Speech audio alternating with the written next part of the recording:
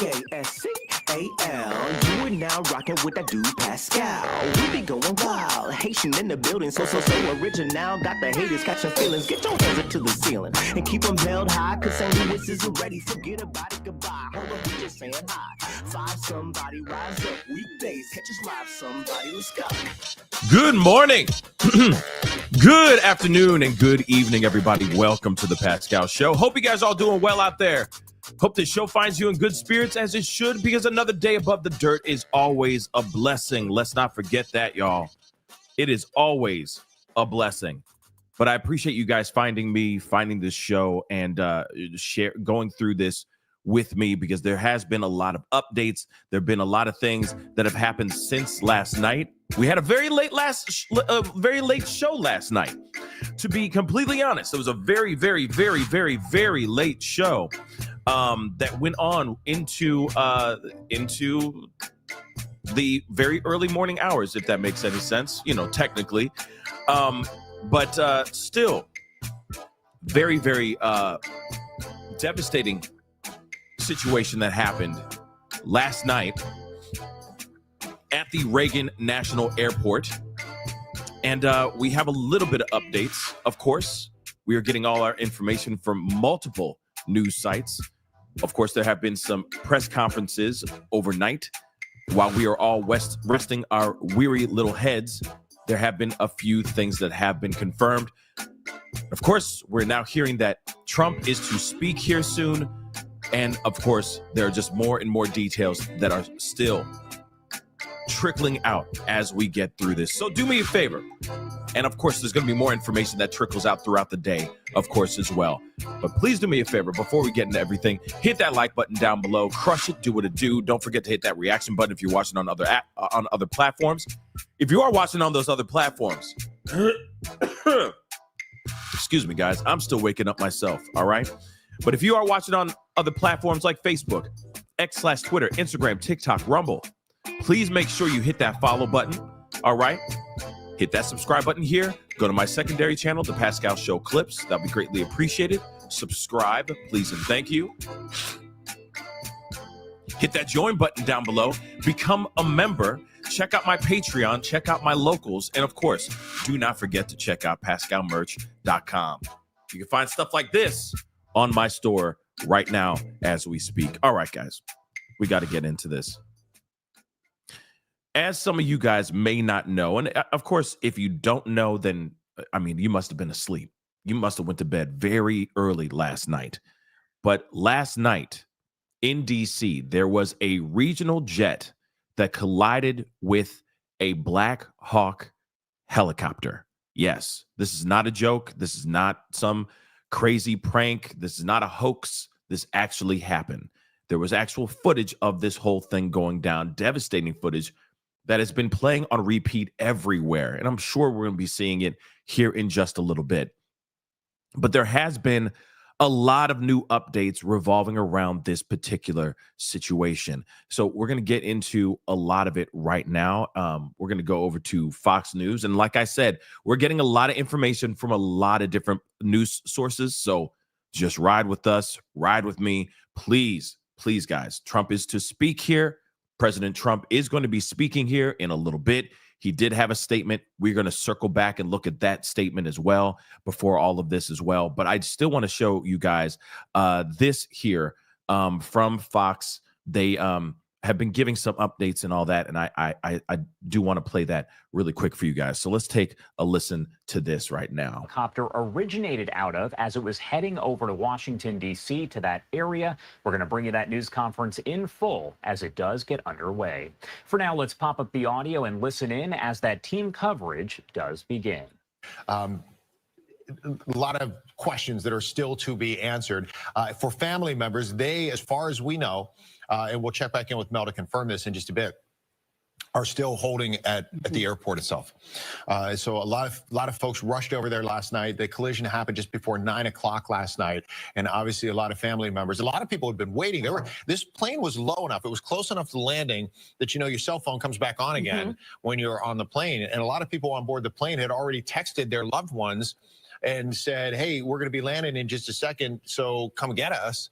And so a lot of people were there at the airport or on their way to the airport to meet people to pick them up at the at DCA when the plane was supposed to be landing. As a matter of fact, at one point, the plane was listed on the tracking as landed because it was so close to the edge of that runway. Well, it was 300 feet. Yeah. And we saw reports of one guy, a husband, had received a text message from his wife saying, hey, I'll be there in 15 minutes. And he had made his way to the airport. So we're hearing all of those reports coming in. But again, that happening around 8:50 last night.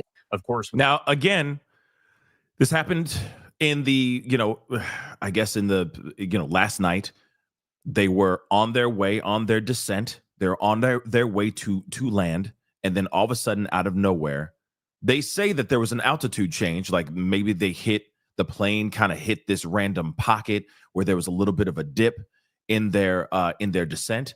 They were flying around 400 feet.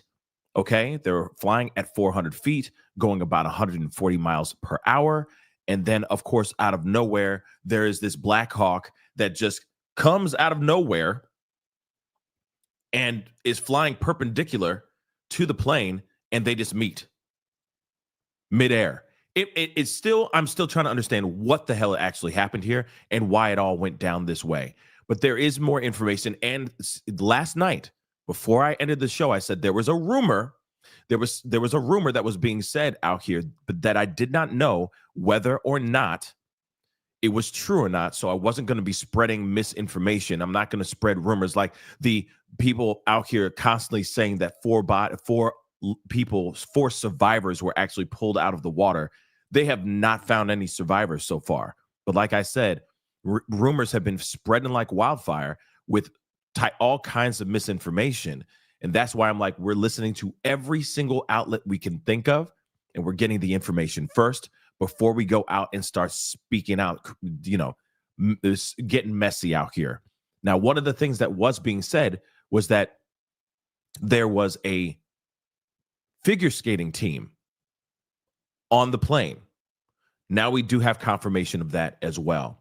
Let's take a listen to this. We do know that this was a passenger jet operated by American Airlines with 64 people on board. That is 60 passengers, as well as 4 crew members. And it did collide there with an Army Black Hawk helicopter with 3 soldiers on board. As of right now, officials do confirm, and these are federal officials, that there have been 28 bodies recovered from the Potomac River. However, the D.C. fire chief does say it is unlikely there are any other survivors. Again, Secretary of Defense Pete Hegseth should be addressing the crowd here in just a matter of minutes. We will make sure to bring that to you on Live Now from Fox as it does get underway. In the meantime, do want to head out live over to Boston. That is where we are hearing from the Boston Skating Club. Now, this is an update on the victims involved in that plane crash, as we know that several of them were confirmed to be skaters. Let's pop up the audio and listen in. 6, sometimes 7 days a week. It's a close, tight bond. And I think for all of us, we have lost family.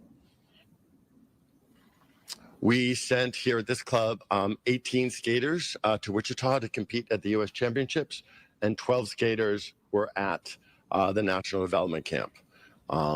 6 is a horrific number for us, but we're fortunate and grateful it wasn't more than 6. This will have long-reaching impacts for our skating community. The 2 coaches, Zhenya Shishkova and Vadim Nomov, top coaches. They were the 1994 World Pair Champions, and they came to us in 2017, and were very much a part of our building the competitive skating program here at the Skating Club of Boston, originating a group class, Tomorrow's Champions, subscription-based, very innovative in the U.S. and based on what they learned and how they developed in St. Petersburg, Russia. Very popular with families, proven success, which is why I think they had so many kids at the championships and at the National Development Camp. So it's a major personal loss, but it's also a loss to our skating community. I think the final thing I want to say that sadly, this isn't the first time this club has experienced a tragedy like this. It's now a ways back, but in 1961, the entire world team of U.S. figure skating en route to the World Championships in Prague was lost in a plane crash in Belgium. Almost half of everybody on board that plane were from this club. And it's absolutely tragic, this information. I hate to interrupt this, but we got to get into Trump speaking now. So we're going to get straight to it.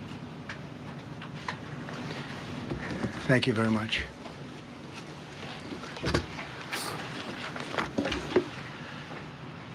I speak to you this morning in an hour of anguish for our nation.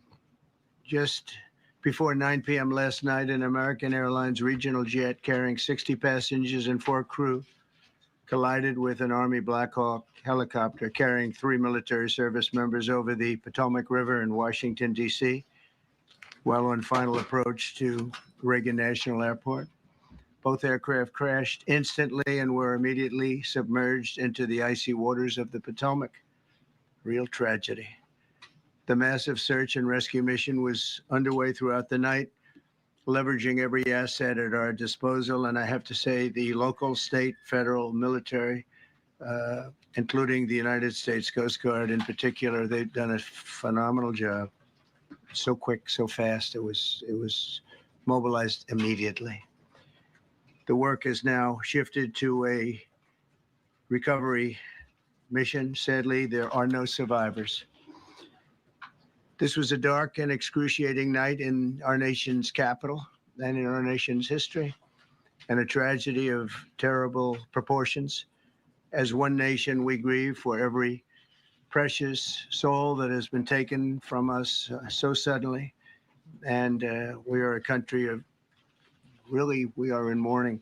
This is really shaken a lot of people, including people, very sadly, from other nations who were on the flight. For the family members back in Wichita, Kansas, here in Washington, D.C., and throughout the United States and in Russia, we have a Russia contingent, some very talented people. Unfortunately, were on that plane. Very, very, very sorry about that. Whose loved ones were aboard the passenger jet. We can only begin to imagine the agony that you're all feeling. Nothing worse. On behalf of the First Lady, myself, and 340 million Americans, our hearts are shattered alongside yours, and our prayers are with you now and in the days to come. We'll be working very, very diligently in the days to come. We're here for you to wipe away the tears and to offer you our devotion, our love, and our support. There's great support. In moments like this, the differences between Americans fade to nothing compared to the bonds of affection and loyalty that unite us all, both as Americans and even as nations. We are one family, and today we are all heartbroken. We're all searching for answers. That icy, icy Potomac, it was a cold, cold night, cold water. We're all overcome with the grief for many who have so tragically perished, will no longer be with us. Together we take solace in the knowledge that their journey ended not in the cold waters of the Potomac, but in the warm embrace of a loving God. We do not know what led to this crash, but we have some very strong opinions and ideas, and I think we'll probably state those opinions now. Because over the years, I've watched as things like this happen, and they say, well, we're always investigating, and then the investigation 3 years later, they announce it. We think we have some pretty good ideas, but we'll find out how this disaster occurred, and we'll ensure that nothing like this ever happens again. The FAA and the NTSB and the U.S. military will be carrying out a systematic and comprehensive investigation. Our new Secretary of Transportation, Sean Duffy, his second day on the job when that happened. It's a rough one. We'll be working tirelessly. He's a great gentleman. The whole group these are great people, and they are working tirelessly to figure out exactly what happened. We will state certain opinions, however. I'm also immediately appointing an acting commissioner to the FAA, Christopher Rocheleau, a 22-year veteran of the agency, highly respected. Christopher, thank you very much. Appreciate it. We must have only the highest standards for those who work in our aviation system. I changed the Obama standards from very mediocre at best to extraordinary. You remember that. Only the highest aptitude, they have to be the highest intellect and psychologically superior people were allowed to qualify for air traffic controllers. That was not so prior to getting there. When I arrived in 2016, I made that change very early on because I always felt this was a job that, and other jobs too, but this was a job that had to be superior intelligence. And we didn't really have that, and we had it. And then when I left office and Biden took over, he changed them back to lower than ever before. I put safety first. Obama, Biden, and the Democrats put policy first. Oh my God. And they put politics at a level that Is this nobody's necessary? ever seen, because this was the lowest level. Their policy was horrible, and their politics was even worse. So as you know, last week, long before the crash, I signed an executive order restoring our highest standards for air traffic controllers and other important jobs throughout the country. So it was very interesting. About a week ago, almost upon entering office, I signed something last week that was an executive order, very powerful, on restoring the highest standards of air traffic controllers and others, by the way. Then my administration will set the highest possible bar for aviation safety. We have to have our smartest people. It doesn't matter what they look like, how they speak, who they are. It matters intellect, talent, the word talent. They have to be talented, naturally talented geniuses. You can't have regular people doing that job. They won't be able to do it. But we'll restore faith in American air travel. I'll have more to say about that. I do want to point out that various articles that appeared prior to my entering office, and here's one. The FAA's diversity push includes focus on hiring people with severe intellectual and psychiatric disabilities. That is amazing. And then it says FAA says people with severe disabilities are most underrepresented segment of the workforce, and they want them in, and they want them, they can be air traffic controllers. I don't think so. This was in January 14th, so that was a week before I entered office. They put a big push to put diversity into the FAA's program. Then another article, the Federal Aviation Administration, this was before I got to office, recently, second term. The FAA is actively recruiting workers who suffer severe intellectual disabilities, psychiatric problems, and other mental and physical conditions under a diversity and inclusion hiring initiative spelled out on the agency's website. Can you imagine? These are people that are, I mean, actually, their lives are shortened because of the stress that they have. Brilliant people have to be in those positions, and their lives are actually shortened, very substantially shortened, because of the stress, where you have many, many planes coming into one target. And you need a very special talent and a very special genius to be able to do it.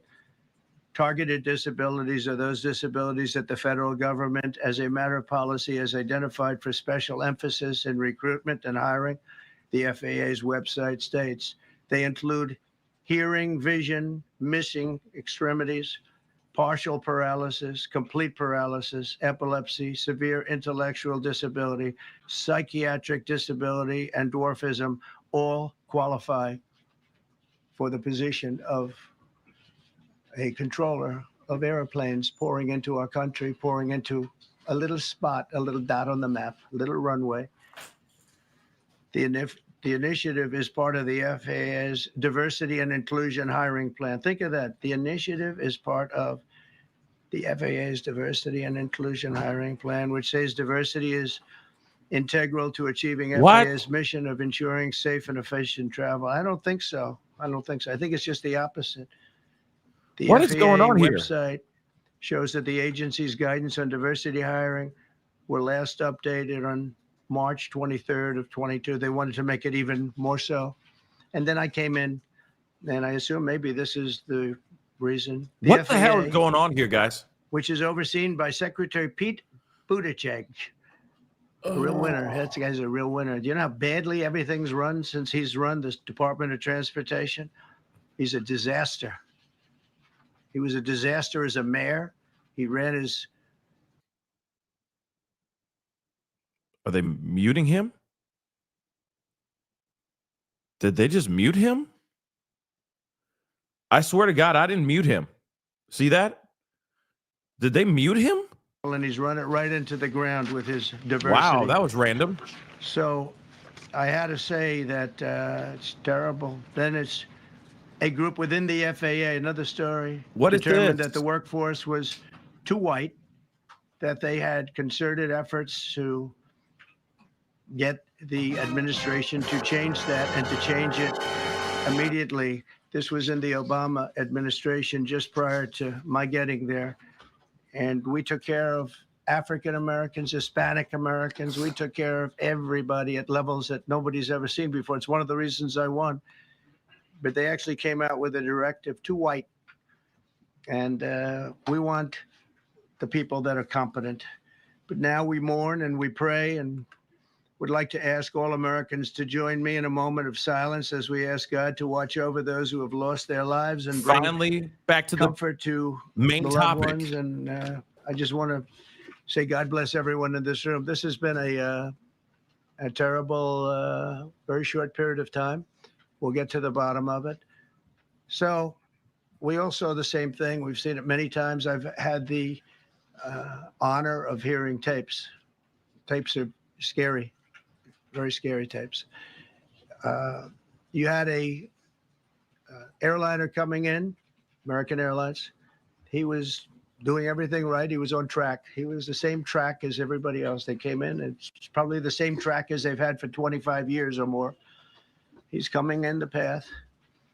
And for some reason, he had a helicopter that was at the same height, obviously when they hit, but pretty much the same height, and going at an angle that was unbelievably bad. When the air traffic controller said, do you see, he was talking about, do you see him? But there was very little time left when that was stated. And then also he said, follow him in. And then almost immediately after that, seconds after that, there was the crash that took place. Well, you follow him in, that means like everything's fine. Follow him in. You had a pilot problem from the standpoint of the helicopter. I mean, because it was visual. It was a very clear night. It was cold, but clear, and clear as you could be. The American Airlines plane had lights blazing. They had all of their landing lights on. I could see it from the Kennedy Center tape. We had a tape up on the Kennedy Center. That seems to be the primary. Thus far, I'm sure we'll see other tapes because it's such an area where there are a lot of cameras looking up into the air, into space. So we'll probably see many other shots of it before too much time goes by. But we had a situation where you had a helicopter that had the ability to stop. I have helicopters. You can stop a helicopter very quickly. It had the ability to go up or down. It had the ability to turn. And the turn it made was not the correct turn, obviously. It did somewhat the opposite of what it was told. We don't know that would have been the difference because the timing was so tight. It was so little. There was so little time to think. But what you did have is you had vision. The helicopter had vision of the plane because you had vision of it all the way, perfect vision of it all the way from at Kennedy Center where the tape was taken. And for some reason, there weren't adjustments made. Again, you could have slowed down the helicopter substantially. You could have stopped the helicopter. You could have gone up. You could have gone down. You could have gone straight up, straight down. You could have turned. You could have done a million different maneuvers. For some reason, it just kept going and then made a slight turn at the very end. And by that time, it was too late. They shouldn't have been at the same height. because if it wasn't the same height, you could have gone under it or over it, and nobody realized, or they didn't say that it's at the same height.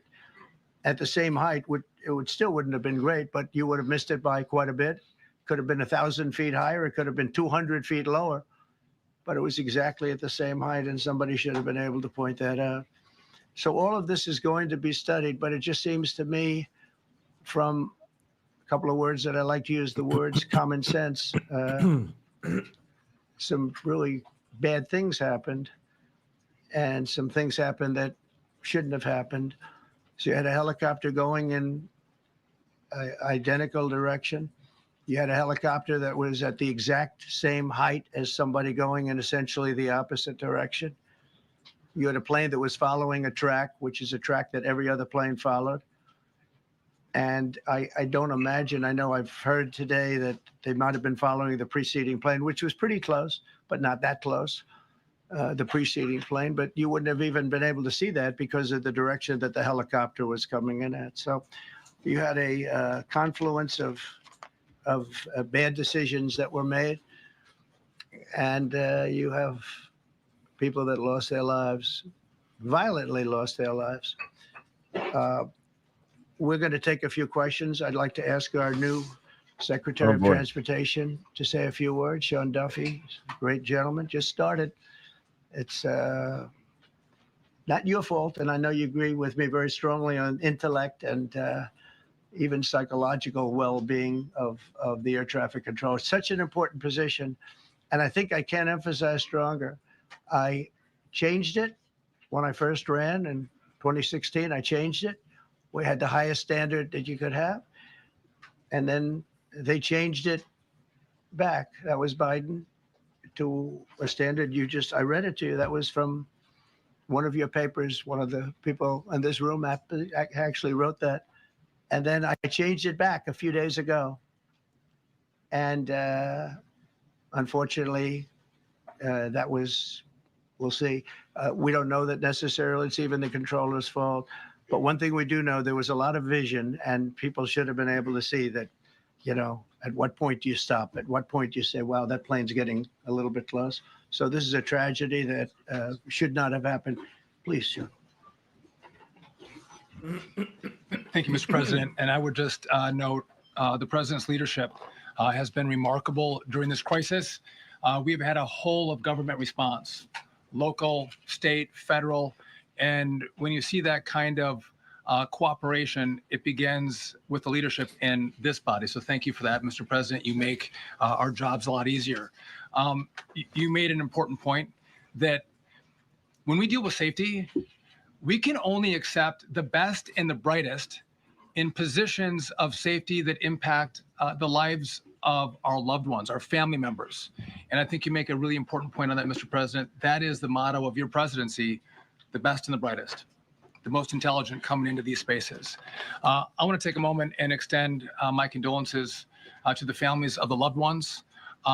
We commit to them that we are going to get to the bottom of this investigation, not in 3 years, not in 4 years, but as quickly as possible, with the NTSB, who is here today, as well as the FAA.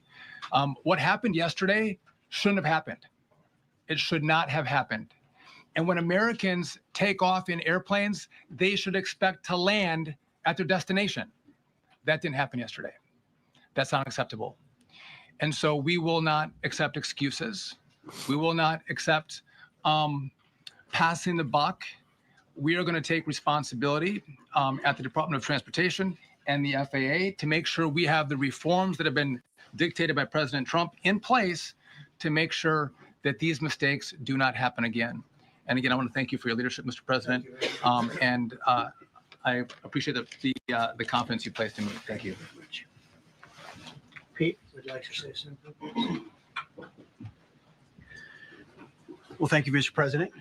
Again, I want to echo what the Transportation Secretary said about your leadership. From the moment we found out about this, we were in contact with the White House trying to determine exactly what happened. I would echo it as well. No excuses. We're going to get to the bottom of this. We first and foremost, from the Defense Department, want to pass our condolences to the 64 souls and their families that were affected by this. Never should happen. and certainly the 3 service members, the 3 soldiers, a young captain, staff sergeant, and a CW2, Chief Warrant Officer, on a routine annual retraining of night flights on a standard corridor for a continuity of government mission. The military does dangerous things. It does routine things on the regular basis. Tragically, last night, a mistake was made. And I think the president is right. There was some sort of an elevation issue that we have immediately begun investigating at the DOD and Army level. Army CID is on the ground investigating. Top tier aviation assets inside the DOD are investigating, sir, to get to the bottom of it so that it does not happen again, because it's absolutely unacceptable. But I want to echo what the Transportation Secretary and you, Mr. President, said, because it pertains to the DOD as well. We will have the best and brightest in every position possible. As you said in your inaugural, it is colorblind and merit-based. The best leaders possible, whether it's flying Black Hawks and flying airplanes, leading platoons, or in government. The era of DEI is gone at the Defense Department, and we need the best and brightest, whether it's in our air traffic control, or whether it's in our generals, or whether it's throughout government. So thank you for your leadership and courage on that, sir, and we'll stand by you on it. Thank you very much. JD, please. Well, thank you, Mr. President, for your leadership. I just want to reemphasize something the president said, and you've heard from the Secretary of Transportation and of Defense. There really was a whole of government response. We were all on the phone. We were all communicating yesterday, trying to get to the bottom of this immediately, but also try to communicate with the American people about what happened. Something the president said that I think bears reemphasizing, which is that when you don't have the best standards in who you're hiring, it means on the one hand, you're not getting the best people in government, but on the other hand, it puts stresses on the people who are already there. And I think that is a core part of what President Trump is going to bring and has already brought to Washington, D.C. is we want to hire the best people because we want the best people at air traffic control. And we want to make sure we have enough people at air traffic control who are actually competent to do the job. If you go back to just some of the headlines over the past 10 years, you have many hundreds of people suing the government because they would like to be air traffic controllers, but they were turned away because of the color of their skin. That policy ends under Donald Trump's leadership because safety is the first priority of our aviation industry. Thank you, Mr. President. Mr. President, on DEI and the claims that you've made, are you saying this crash was somehow caused and the result of diversity hiring? And what evidence Thank you for asking have you seen to support these claims? It just could have been. We have a high standard. We've had a much higher standard than anybody else. And there are things where you have to go by brain power. You have to go by psychological quality. And psychological quality is a very important element of it. These are various very powerful tests that we put to use, and they were terminated by Biden. And Biden went by a standard that's the exact opposite. So we don't know, but we do know that you had 2 planes at the same level. You had a helicopter and a plane. That shouldn't have happened. And we'll see. We're going to look into that. We're going to see. But certainly for an air traffic controller, we want the brightest, the smartest, the sharpest. We want somebody that's psychologically superior. And that's what we're going to have. Yeah. Yeah, please, go ahead. Mr. President, you mentioned at the top of the briefing that there were several Russian nationals on the flight. Yes. Will the U.S. government be willing to facilitate the transfer of their remains, considering the fact there is no direct air travel between the 2 countries? We've already been in contact with Russia, and the answer is yes, we will facilitate. Yes. Please, go ahead. Thank you, Mr. President.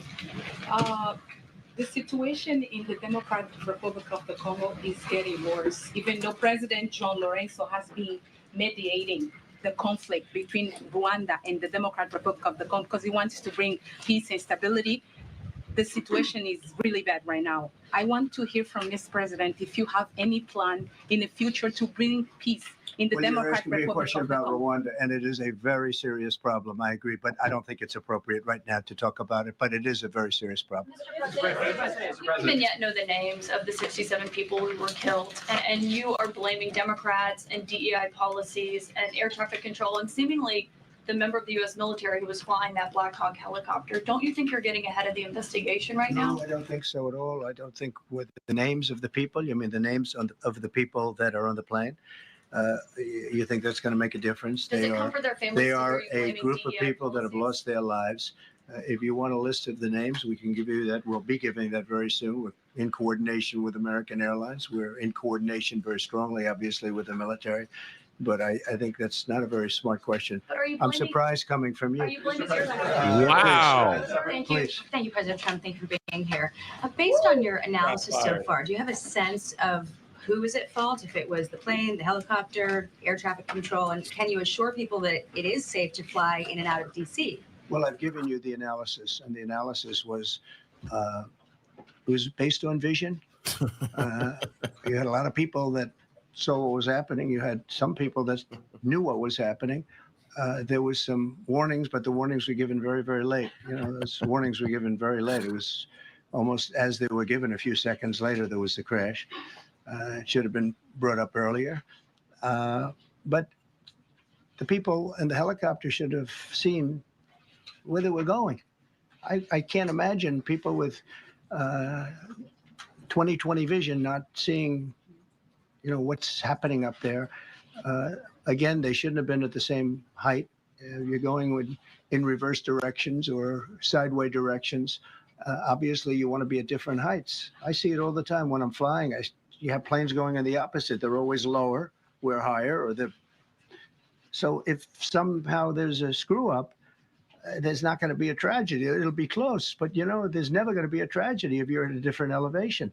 For whatever reason, they were at the same elevation. And also, from the American Airlines Center, he's along the track that every plane is along. You say, what was the helicopter doing in that track? It's very sad.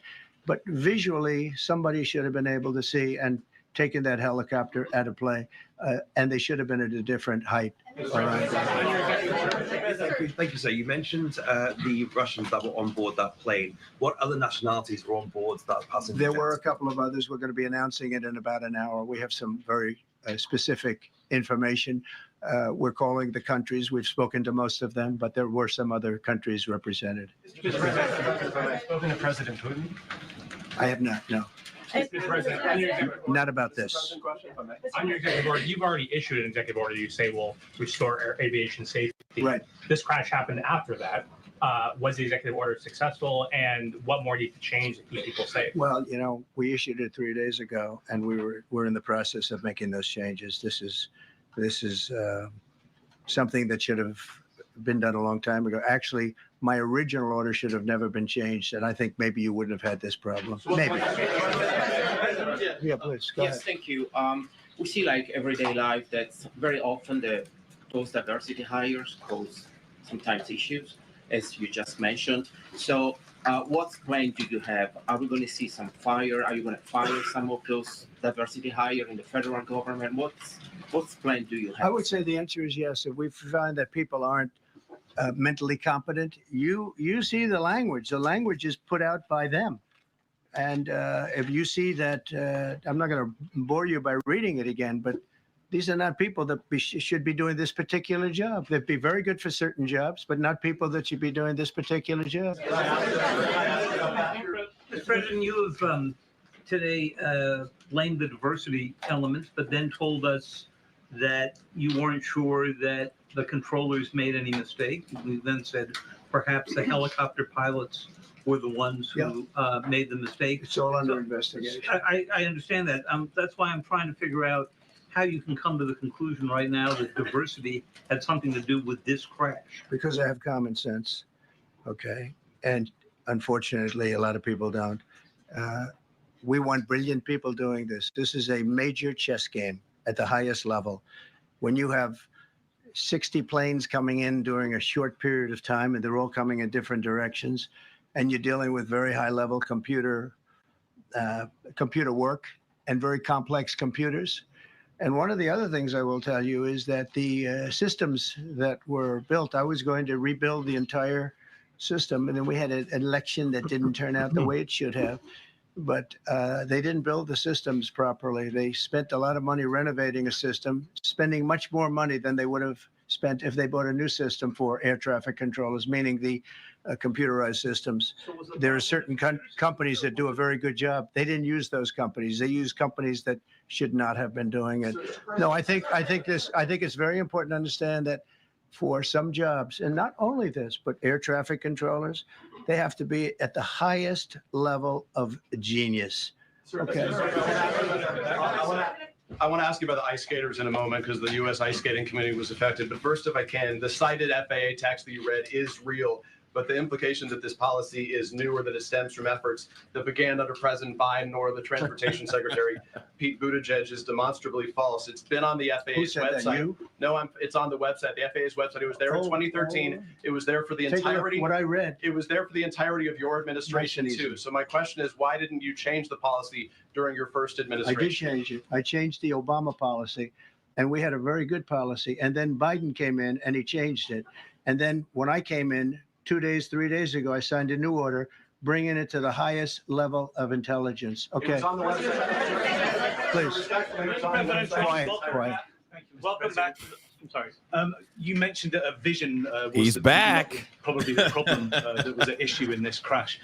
There's been some reports that one of the pilots in the helicopter may have been using night vision equipment. Was there any I heard indication? that. We don't know. We're going to know that pretty soon. It may change your view plan if you do have the night vision. So it's very possible that could have happened.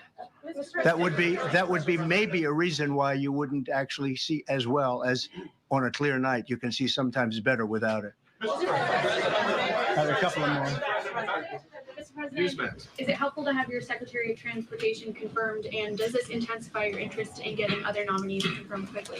Go to what?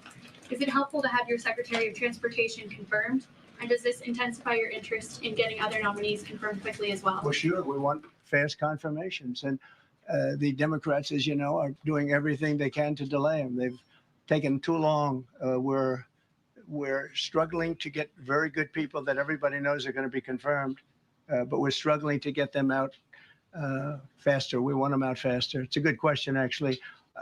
We've been pushing Sean. Everyone knows Sean for a long time. He got many Democrat votes, but they want to take as long as they can. They ask questions like some of the questions that Peter would ask that were totally irrelevant and not very good questions, but they want to just keep it going. They want to keep it going as long as possible. I was very honored, actually, that you got so many Democrat votes. That was really good. That was really good. When I try to meet with the families, and second question, is it your impression that military training that was done during that time? The what? The training that the helicopter was involved in. Is it anything you can tell us about You that? don't know. These are the things that will come up with the investigation. You don't know, but the helicopter obviously was in the wrong place at the wrong time, and a tragedy occurred. Please. Thank you, Mr. President. I've got a question about the. No, go ahead. Please. Thank you, Mr. President. You've been critical of the current regulations and you've called for big reforms at FAA. I'm curious, sir, I made the reforms, actually. What is your message? 3 days ago, I made them. Yes, sir. What is your message then to the American public in the weeks and months ahead? Should they feel hesitant to fly? And if you could clarify perhaps something that the Defense Secretary said when he said that this helicopter was on a continuity of government mission? I don't know what that refers to, but they were practicing. They do that. They call it practicing, and they were, and that's something that should be done. It's only continuity in the sense that we want to have very good people, and that has to be in continuity, and that's what they refer to. But it was basically practice, and it was a practice that worked out very badly. Okay. Wow. On his question, the first question, should people be hesitant to fly right now? No, not at all. I've not hesitated to fly. This is something that it's been many years that something like this has happened, and the collision is just something that we don't expect ever to happen again. We are going to have the highest level people. We've already hired some of the people that you've already hired for that position long before we knew about this. I mean, long before. From the time I came in, we started going out and getting the best people because I said it's not it's not appropriate what they're doing. I think it's a tremendous mistake. They like to do things and they like to take them too far. And this is sometimes what ends up happening. Now, with that, I'm not blaming the controller. I'm saying there are things that you could question, like the height of the helicopter and the height of the plane being at the same level and going in opposite directions. It's not a positive. But no, we're already hiring people. No, flying is very safe. We have the safest flying anywhere in the world, and we'll keep it that way. Thank you all very much. Thank you very much,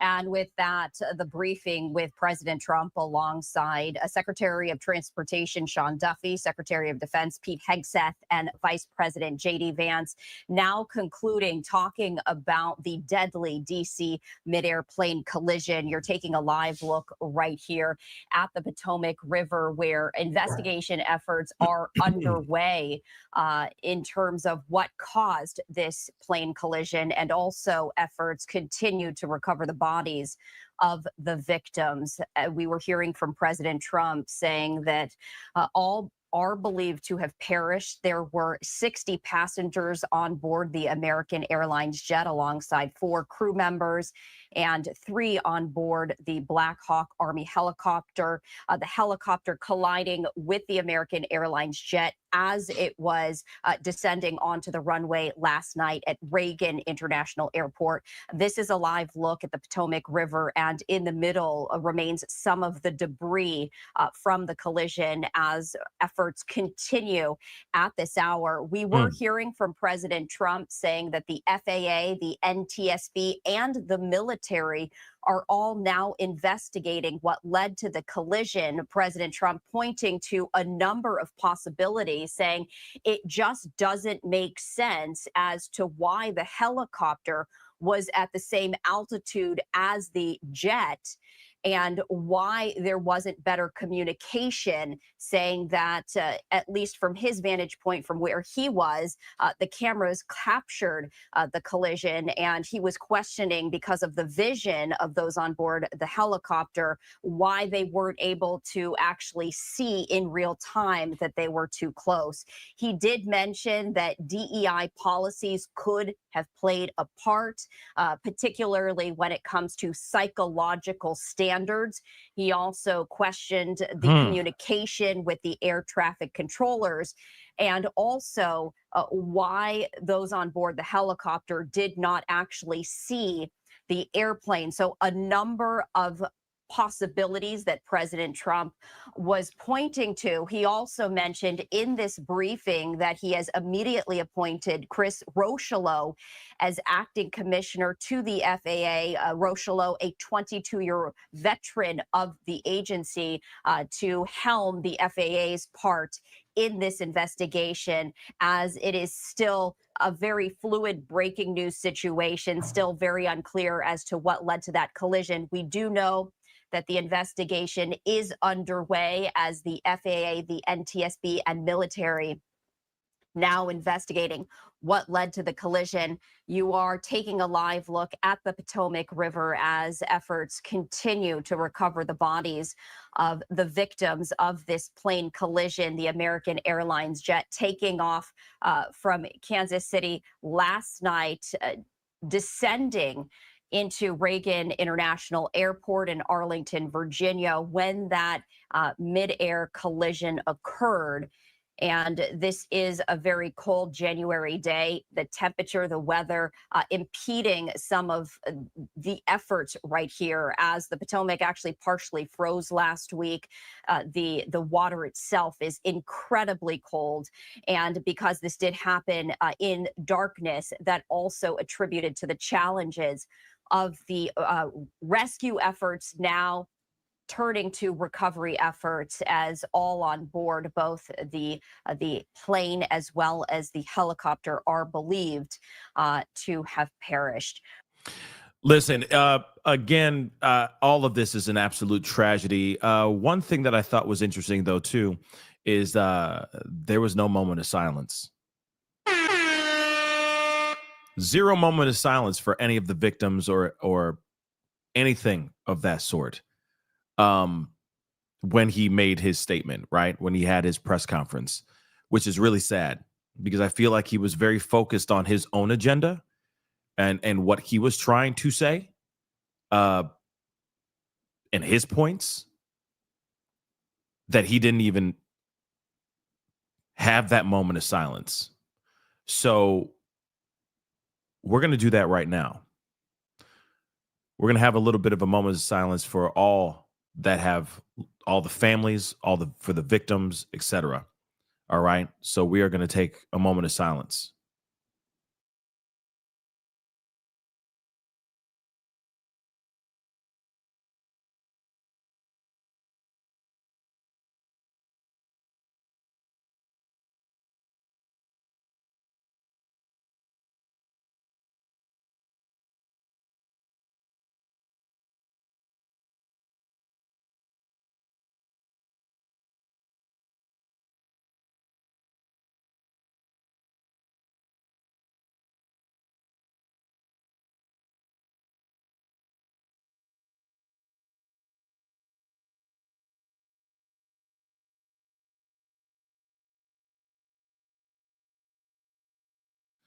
Now, if he did do a moment of silence in the very beginning, I must have missed that. But it is weird that he was talking about it and then, but whatever. Here's the thing, and I may have missed it, and we jumped right in right when everything was going on. So maybe he really did do that, and we still needed to do that for ourselves as well because we missed it anyway. But here's the thing, okay? Here's the thing. I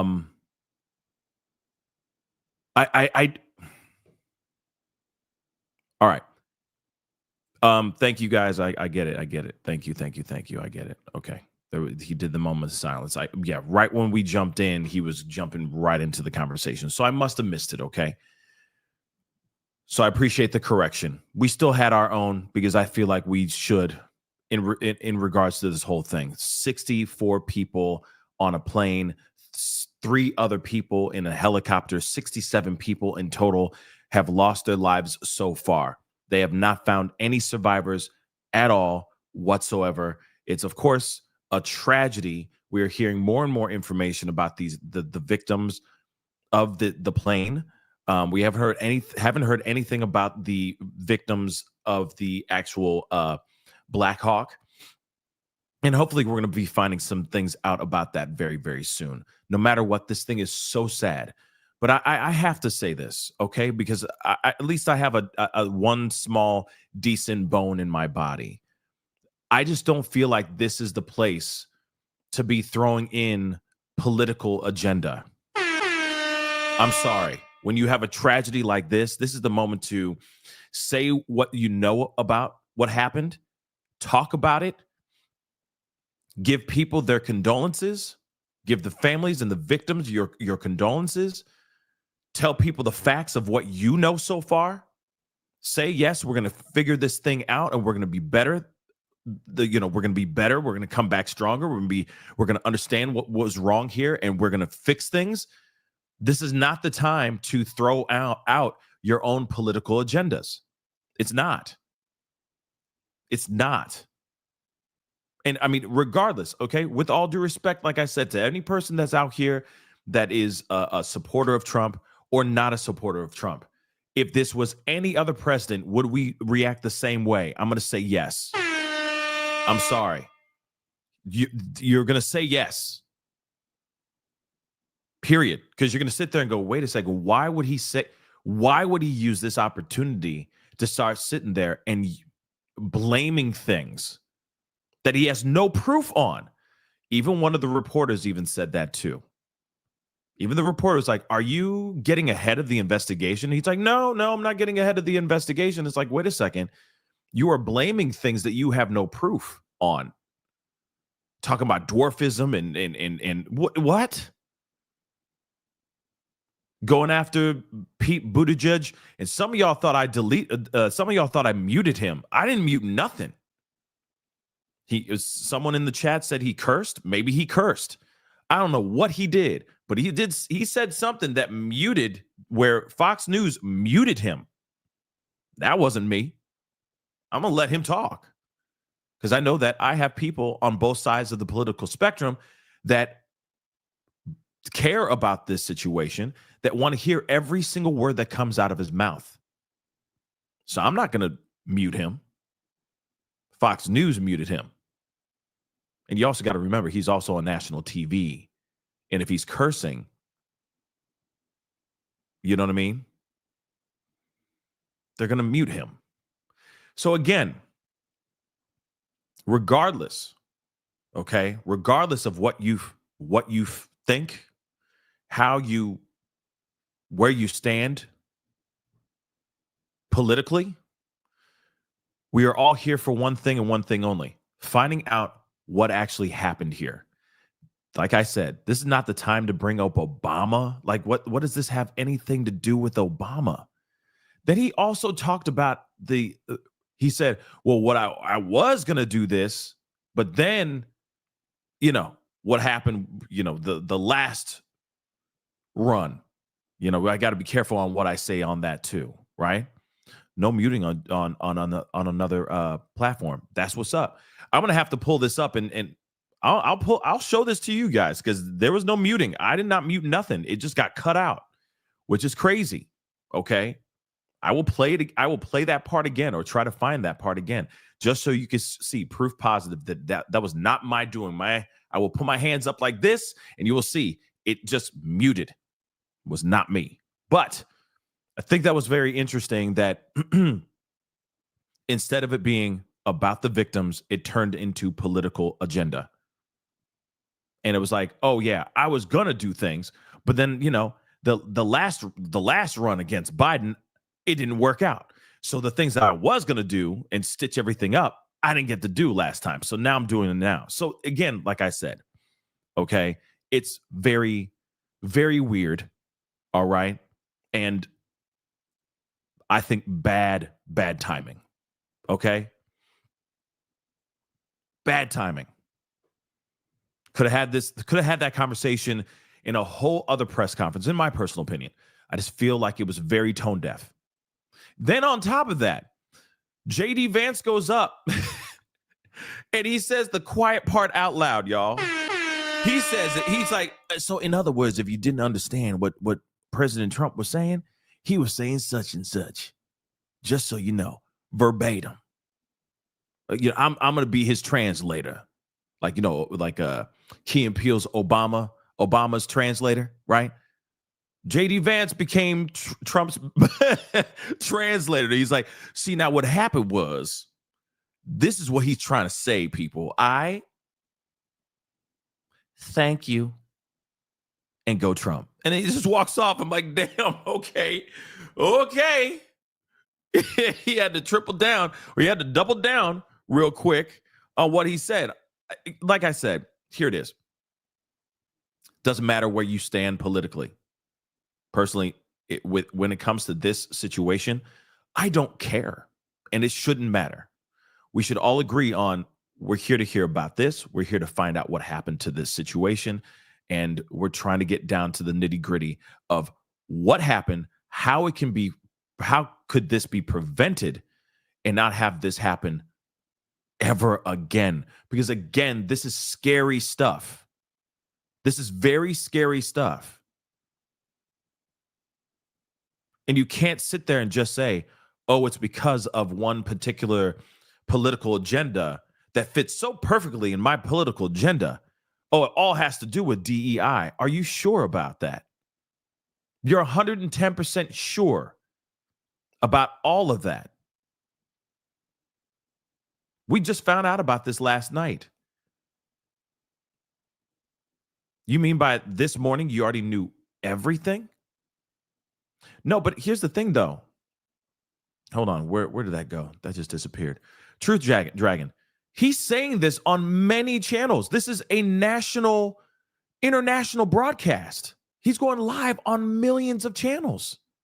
So if he's saying DEI on the Fox News feed, he's saying it on CNN. He is saying it on CBS, ABC, MSNBC, News Nation, Newsmax. He's saying it all. There's no changing or altering what he's saying per broadcast. It's one broadcast, and he's saying all this in one broadcast. So that's it. So again, like I said, it's just, it doesn't matter where you stand politically. I don't care. What I care about is when things are being addressed and how those things are being addressed. That was not the time, nor was it the place to bring up political agenda, or, some of y'all are saying manipulation, etc. There's that's not right, because there are people out here that will take that, eat up what he says as if it's scripture and run with it. And that is sad and can be potentially extremely dangerous. If you don't have all the facts, it's messed up. I mean, even so, last night, I'm going to pull some stuff up here too. People were sitting there saying, hey, even in the chat, oh no, was this a DEI hire? Come on, guys. Come on. Come on. Is everything like, if there's another tragedy that happens, is it all just going to be DEI all the time? If somebody loses their life during open heart surgery, in mid-surgery, right? They lose their life. Is somebody going to be like, oh, was that heart surgeon a DEI hire? I mean, let's be real. Is everything going to be that excuse now?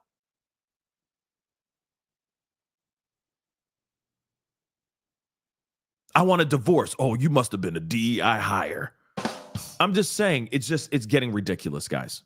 It's getting ridiculous. All because that acronym just came out, and now everyone's leaning on that like it's mother-loving life. Come on. Okay? It's ridiculous. And if you don't know what that is, it's diversity, equity, inclusion. Okay? So that's all it is. All right. And of course, he's sitting there going, oh, yeah, some of these guys can't get a job because they're white. Like I said, not the time, nor was it the place. But we're going to continue on. Like I said, I just think that it was like, it didn't even matter about the victims. That's the problem. Sure, there was the moment of silence in the very beginning, but instead of him addressing and talking about the victims and showing respect and love and care for his American citizens that lost their lives, all of them, including 3 soldiers that served our country, it turned into a political agenda. Tasteless, tone deaf, and I think wrong. Just me. That's just me. All right. So we're going to continue on, though.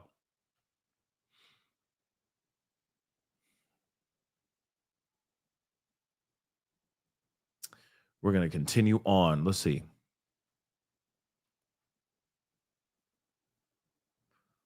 Hold on one second, guys, because there are a few other things like Sully, the man who landed the plane and everything. He speaks. He did an interview. I want to share that one with y'all. He did one with Good Morning America this morning, talking about giving his particular opinion on what happened here. Yeah, he lit progressively. He did say dwarfism.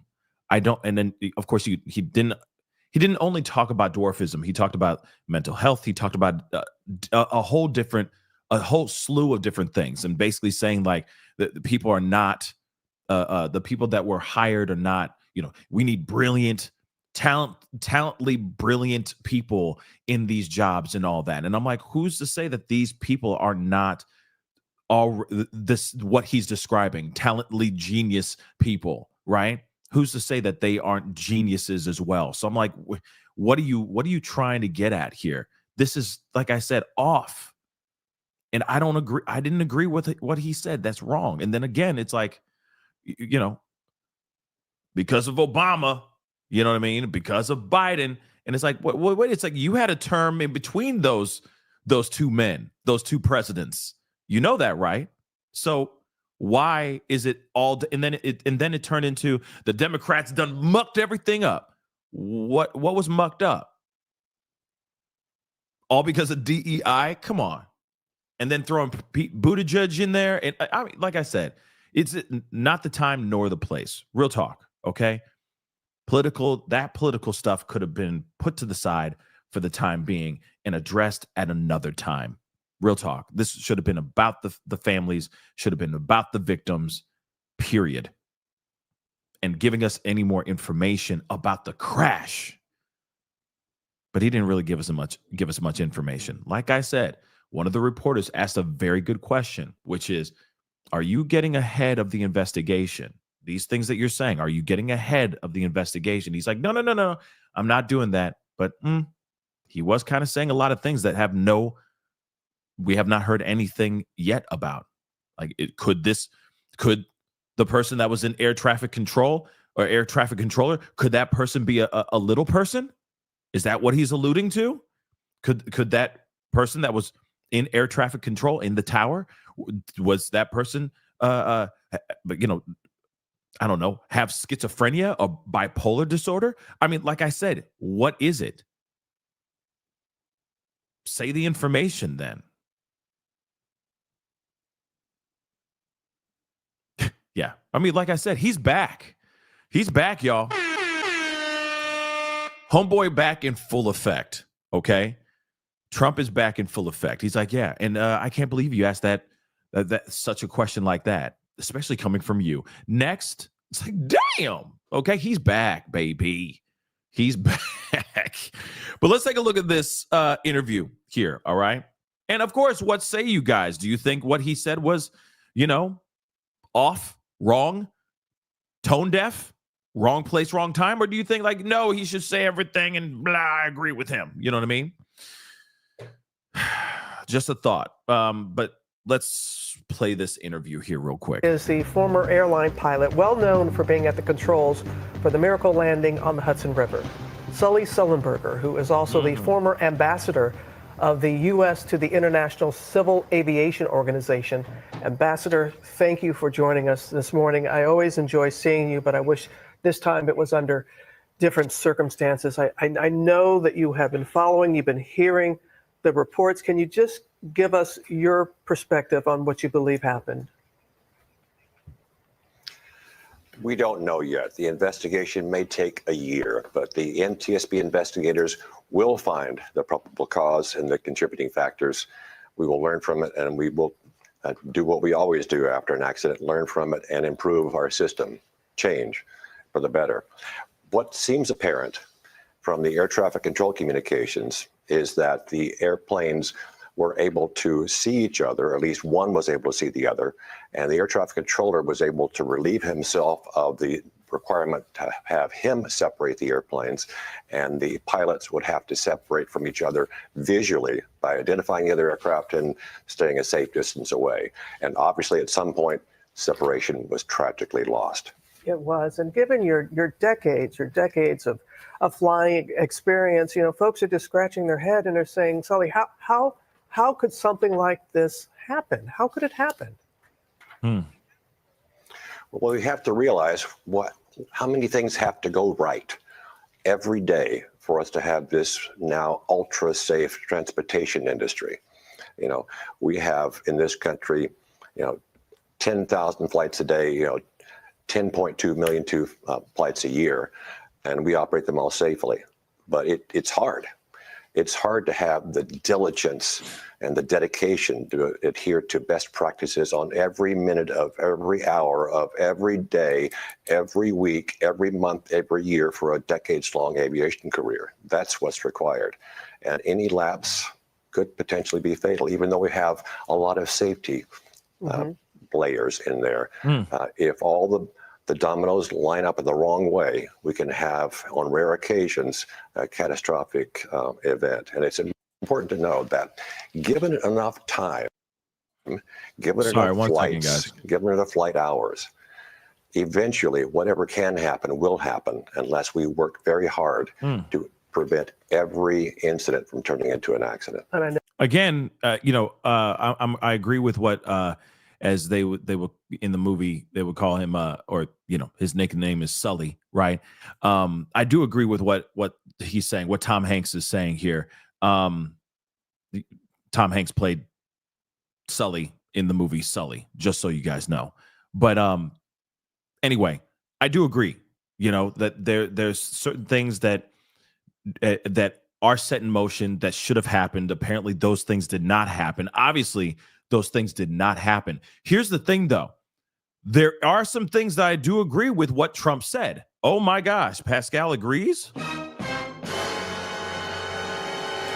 The tone deafness of things, let's just push that aside, because let's not forget, there was all that, you know, he said a lot of different things that were, you know, a bit, in my personal opinion, a bit tone deaf. Wrong place, wrong time.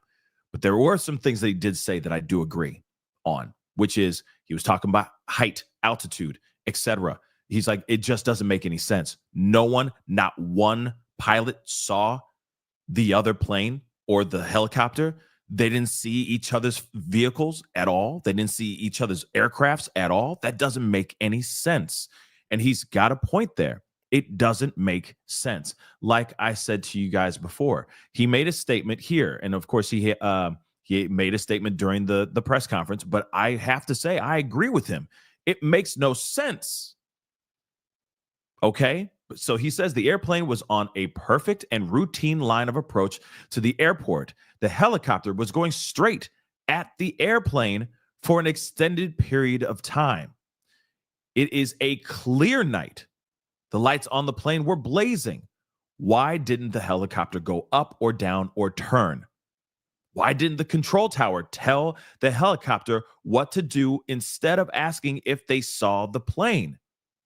This is a bad situation that looks like it should have been prevented. Not good. This is literally from his own social media site, Truth. Okay? I agree with him. I know. Surprise, surprise on this. After just hearing his press conference, how I don't agree with what he was saying, because it's all about timing, in my personal opinion. I do agree with what he said here. He did say more at that press conference, which that I am gonna show and talk to you guys about right here. Okay, so Trump questions helicopter movements. You had a pilot problem, and I think that could possibly be what it is. Let's not forget, you have the plane, the airplane, which doesn't make any sense. You either have the pilots in the plane that made a mistake, or you have the people who were flying the actual, you know, the soldiers that were flying the actual Black Hawk, that this happened, you know what I mean?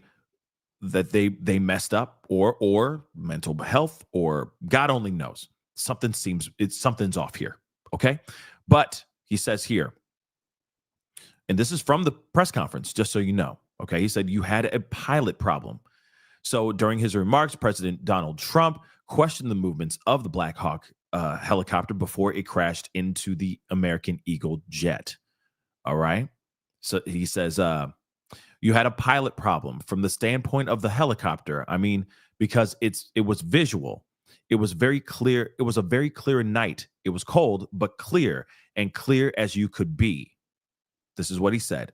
He went on to say that the helicopter, quote unquote, had the ability to go up or down and had the ability to turn, which, like I said, these Black Hawk helicopters are no joke.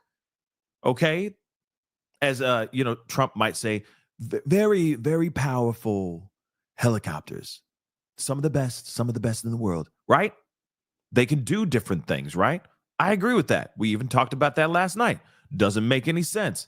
Something that is able to maneuver like that, it's a lot more agile than a jet. Let's be real. Why didn't it turn? Why didn't it go down? Why didn't it go up? Maneuver in some sort of way. So he continues. He says you could have gone up. You could have gone down. You could have gone straight up, straight down. You could have turned. You could have done a million different maneuvers, as he said. Trump added that, quote unquote, all of this is going to be studied. But it just seems to me, from a couple of words that I like to use, the words common sense, some really bad things happen. and some things happen that should not have happened.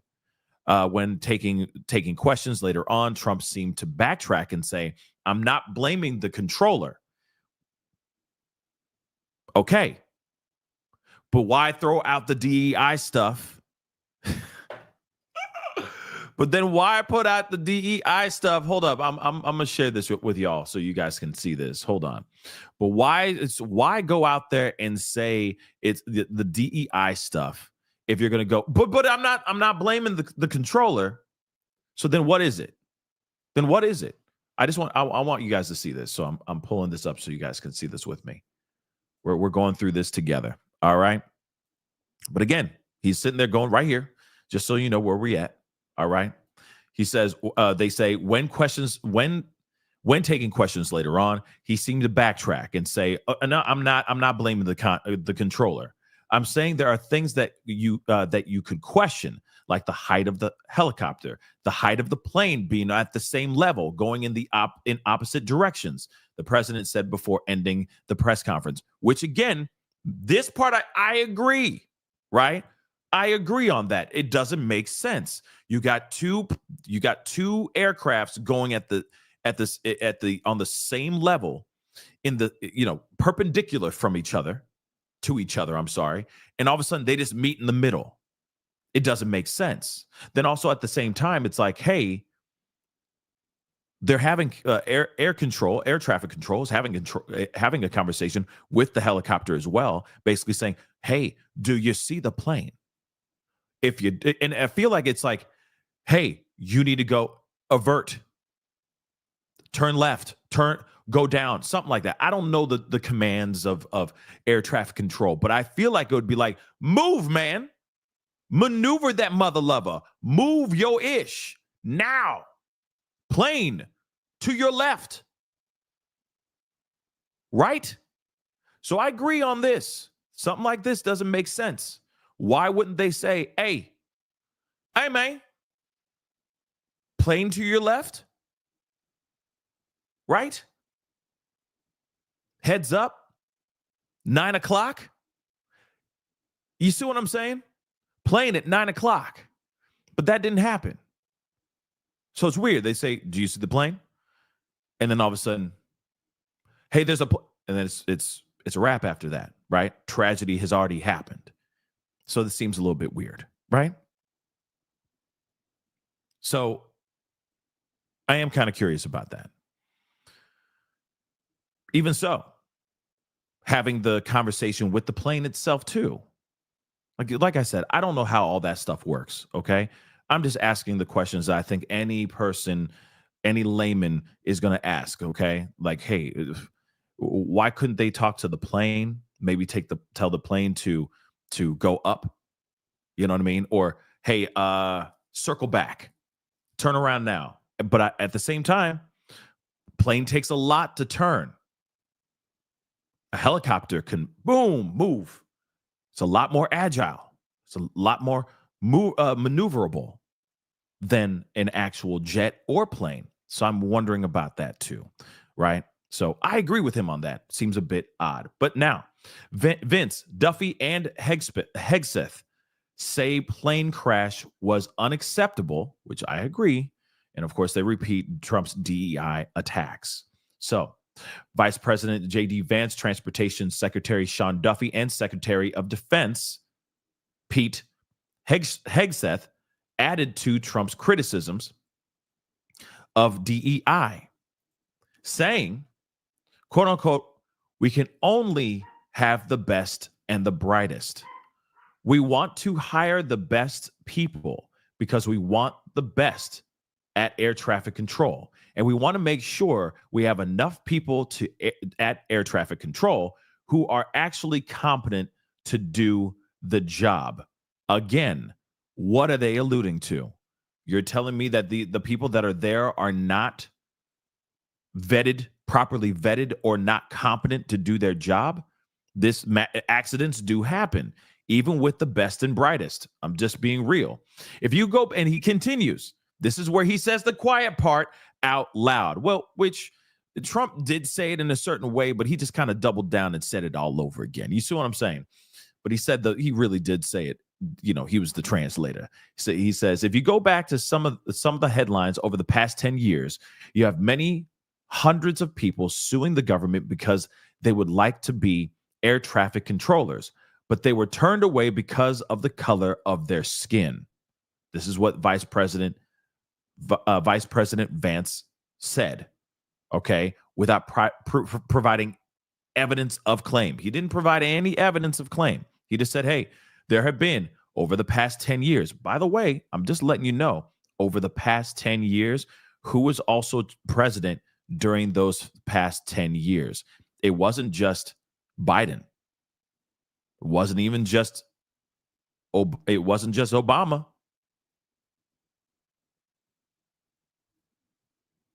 Fill in the blanks, ladies and gentlemen.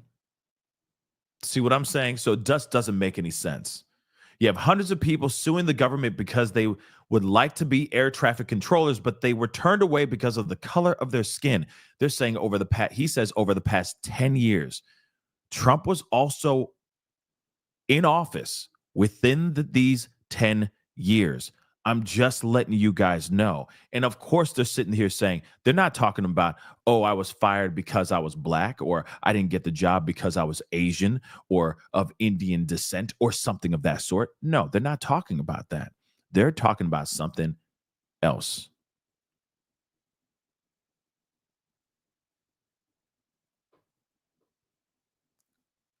Yeah.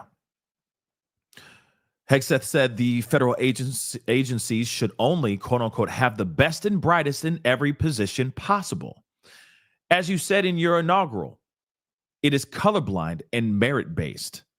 The best leaders possible, whether it's flying Blackhawks, flying airplanes, leading platoons, or in government. The era of DEI is gone at the Defense Department, and we need the best and brightest, whether it's in our air traffic control, or whether it's in our generals, or whether it's throughout government. That's what Hegseth, I keep on saying Hegseth said. Duffy also referred to having, quote unquote, the best and brightest, saying the crash was, quote unquote, unacceptable. He says, we're going to take responsibility at the Department of Transportation and the FAA to make sure we have the reforms that have been dictated by President Trump in place to make sure that these mistakes do not happen again and again. This is what Duffy said as well. Let's see this update, if it's anything of importance. So I guess he appointed somebody today. He was immediately appointing an acting commissioner of the Federal Aviation Administration, the FAA. Okay. So Chris Rocheleau, a 22-year veteran of the agency. He had joined the FAA in 1996 and left for nearly 4 years in 2002 to serve as a senior policy advisor in the early days of the Transportation Security Administration, the TSA. At the FAA, he served in various roles, including Deputy Assistant Administrator for Policy, International Affairs, and Environment, as well as Chief of Staff, according to Aviation International News. He further spent 10 years serving in the U.S. Air Force. Okay, so we got a new commissioner for the FAA. Here's a few other things that we have so that you guys know. And by the way, guys, please do me the solid. All right. Hold on. Okay. Want to make sure everything's good to go. Do me a favor, though. All right. Before we get hit that like button down below before we continue. Hit that like button down below, please, and thank you. Crush it. Do what it do. Don't forget to hit that subscribe button. Subscribe, please, and thank you again. Like I said, there's always the right place and right time to address certain things, and I think that was just not the right place, nor was it the right time, in my personal opinion. And I do agree with Caboodles. Okay. That I feel, at least in this particular conversation, in this tragedy, they're trying to use like I said, with no proof whatsoever, that the DEI thing is at fault, that they're turning it into a scapegoat. You know, the theme, the secret word of the show is scapegoat. You know what I mean? So that's what's going on right now. That's just what it feels like.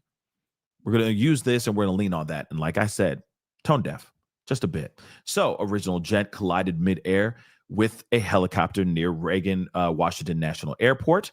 Okay, the FAA has said one or both of the aircraft was seized, but that's the thing.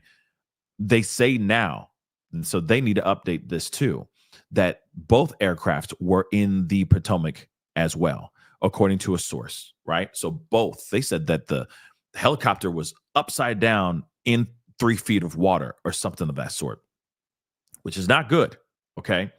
A search and rescue operation is underway on the river. American Eagle Flight 5342 was, which was coming from Wichita, Kansas, was carrying 60 passengers and 4 crew members, American Airlines said in a statement. The Army confirmed that the aircraft involved in an incident was a Black Hawk helicopter. And Army officials said preliminary indications are that 3 people were on board. So again, 67 souls lost in this tragedy so far. No survivors so far. I need to reiterate that because, of course, there's been a lot of just ridiculous misinformation flying out the gates with people saying certain things that are not true at all whatsoever, about people being survivors being pulled out and all that. And I'm sure people are going to take that and turn that into some sort of crazy conspiracy theories and whatnot. But I'm telling you right now, what we know right now is that there have been no survivors thus far.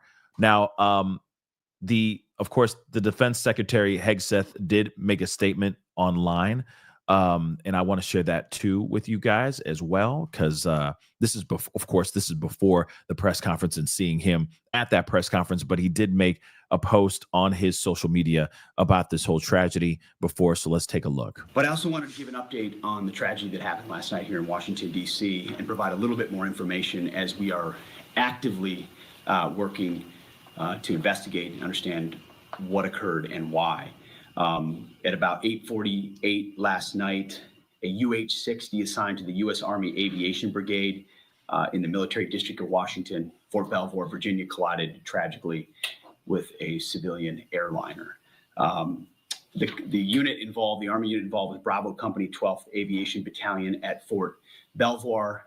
It was an annual proficiency training flight. And when we look at the crew, and not all kin have been notified, so we're going to withhold ranks and names at this point.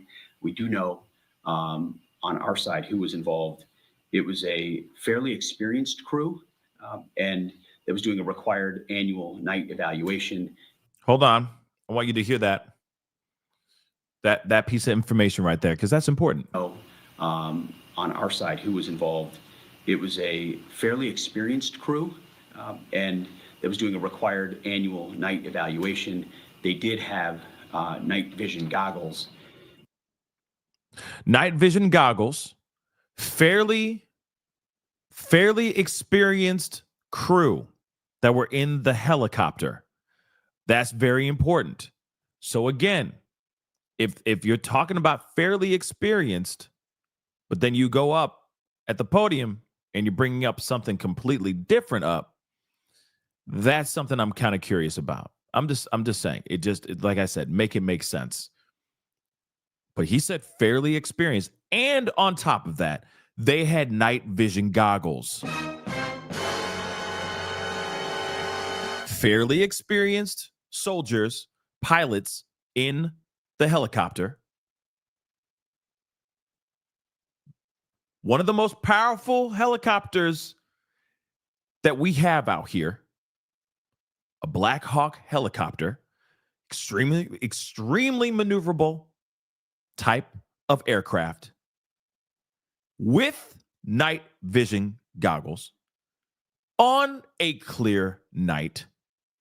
They had their lights on. The plane had its lights on.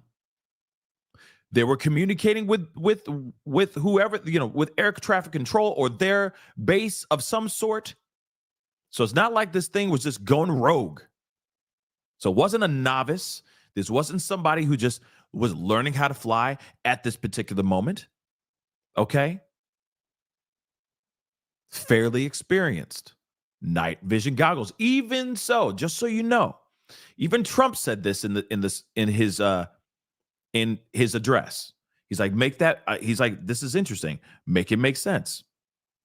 Make it make sense. There's that part is not equating. He's like, it's a clear night. They had also night vision goggles. He's like, so how could they not see the plane? Huh? How could they not see the plane? What's going on? He even said that. Fairly experienced. DEI hire? I think not. I would think not if they're fairly experienced. But, he may be just talking about, but that's the thing. He says, I'm not talking about controllers.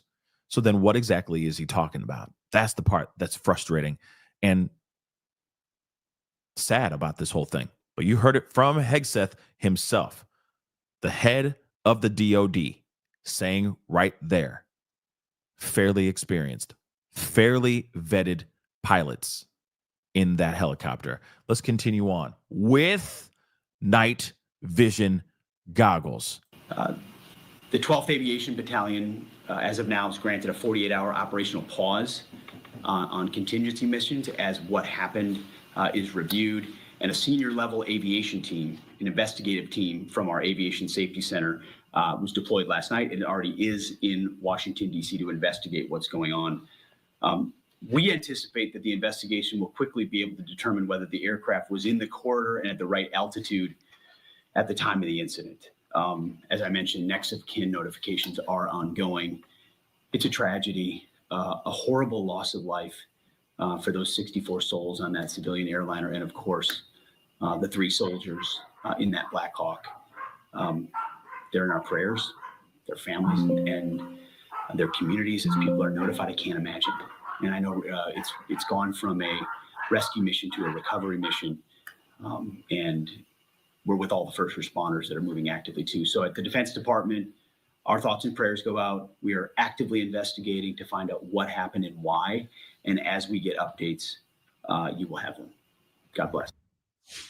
And that was Pete Hegseth, the new Secretary of Defense. Now, we were told that he was going to hold a news conference. The stage was set, but he did record that video and post it. Not sure if that news conference will happen a little bit later on. We'll make sure to bring it to you, though, as it does. And of course, that already happened, guys. So, of course, I'm going to scoot up a little bit because obviously there's a lot going on. Tulsi Gabbard's thing is going on as well. I know that's going on. There's a lot going on today. I mean, even RFK is had a I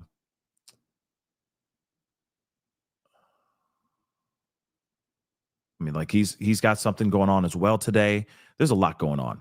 Okay, but I'm so curious. I want to see this again, not the whole freaking thing, but I'm just curious to see what's going on. Safe and efficient travel. I don't think so. I think it's just the opposite. The FAA website shows that the agency's guidance on diversity hiring were last updated on March 23rd of 22. They wanted to make it even more so. And then I came in, and I assume maybe this is the reason. The FAA winner, that guy's a real winner. Disaster. I'm skipping through. I want to. Disaster as a mayor. See that? He ran his hands up. See? That's not me, babies. See that? That's from Fox. Hands up still. Not doing anything. No one's controlling any of this. And he's run it right into the ground with his diversity. So I had to... Just wanted to show you guys proof positive. Some of y'all are like, "You, Pascal, you muted Trump." No, I did not. No, I did not. Let's roll that beautiful bean footage one more again. Look at this. I'm literally, see, it's right there. I'm just pressing play. Muted. And he's run it right into the back ground with his on. Diversity. So I had to say that crazy, terrible. Then it's So just so you know, did not mute anything. The thing just muted. Now I want to read his lips to see if he actually said BS, because I don't see him saying BS. He's a disaster. He was a disaster as a mayor. He ran his... Yep.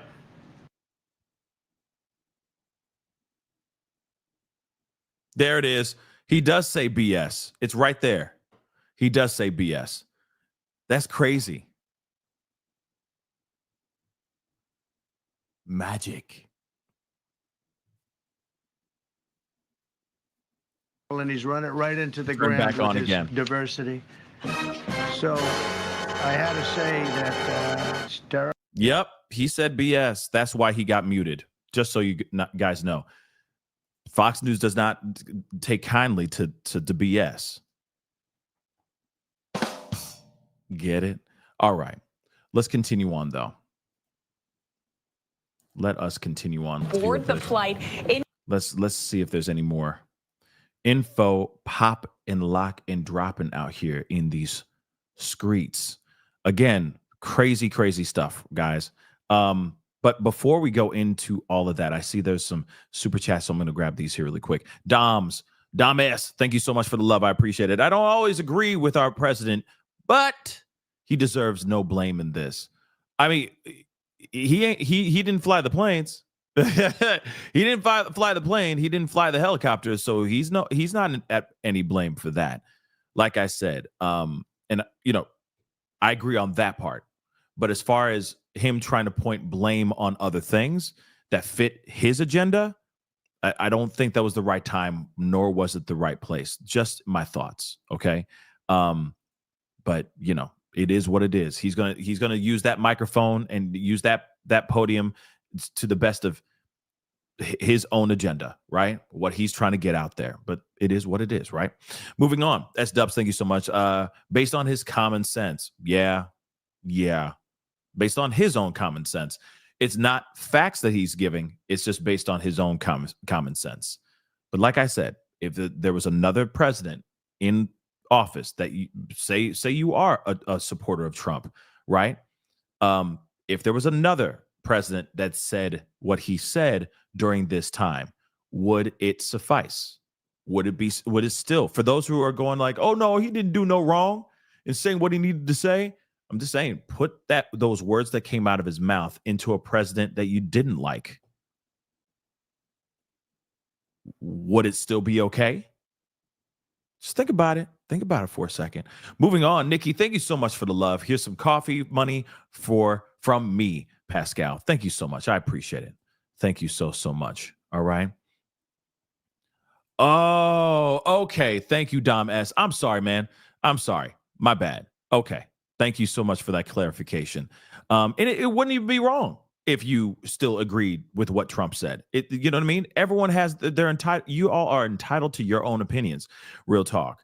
But yeah, thank you so much for that clarification. I'm sorry, Dom. I get these when I get these. You know what I mean? I get to these super chats when I get to these super chats. But thank you so much for that clarification. Welcome to the family, KC5. Welcome to the family. And just like Casey, hit that join button down below. We're not done yet. Stick around. We got more stuff that we're looking at here as well. Nikki, thank you so much for gifting 1 membership. Welcome to the family, you new member. All I ask is for you to pay it forward, you new member.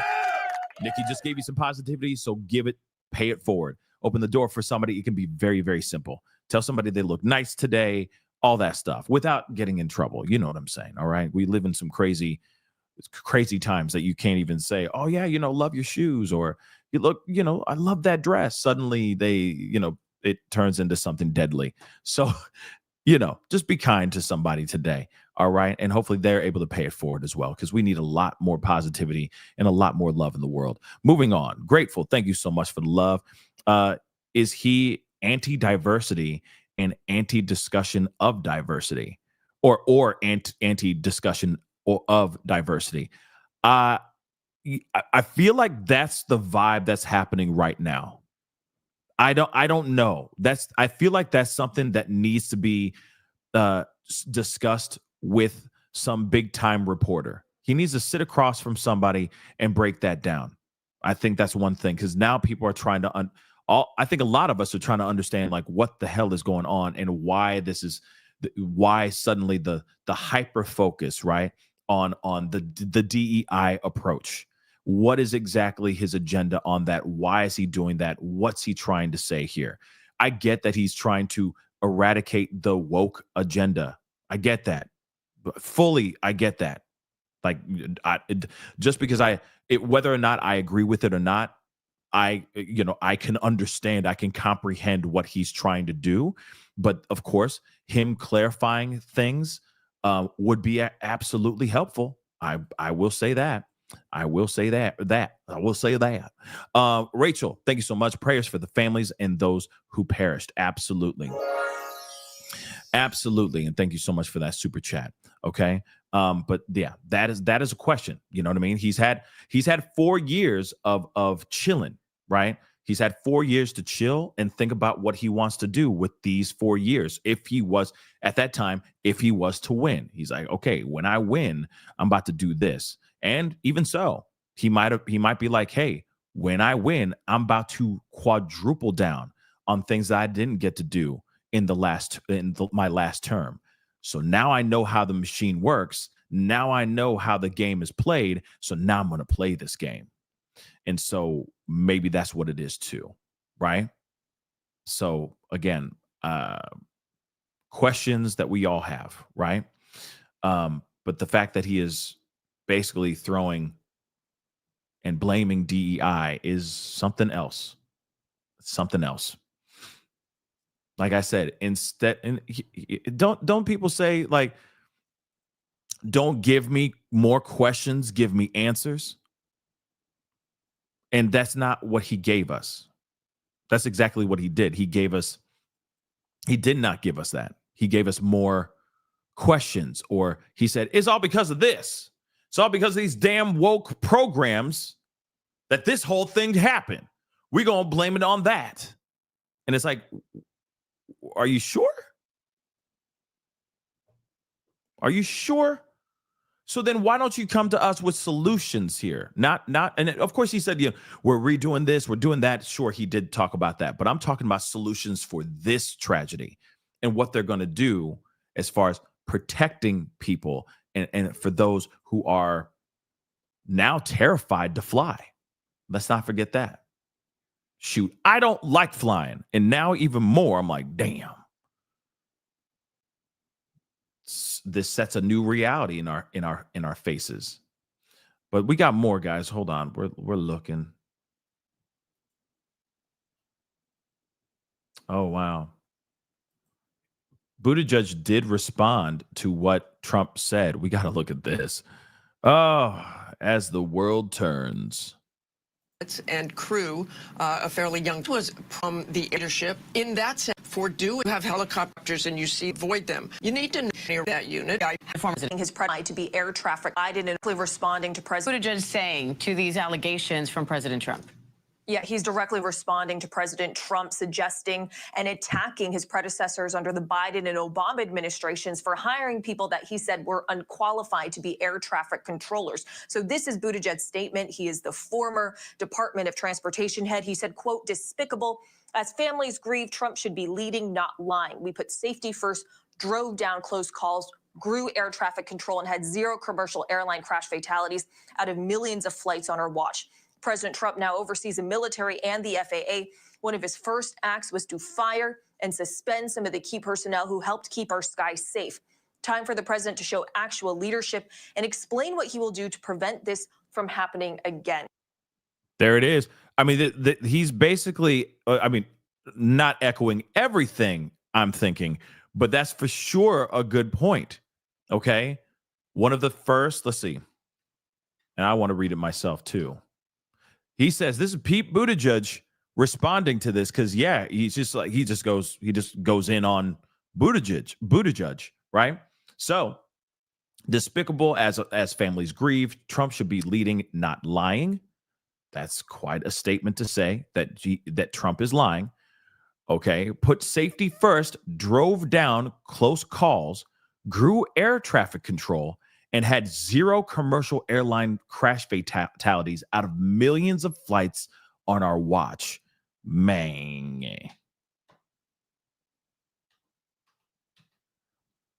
Wait. Sorry. On our watch, President Trump now oversees the military and the FAA. One of his first acts was to fire and suspend some of the key personnel who helped keep our skies safe.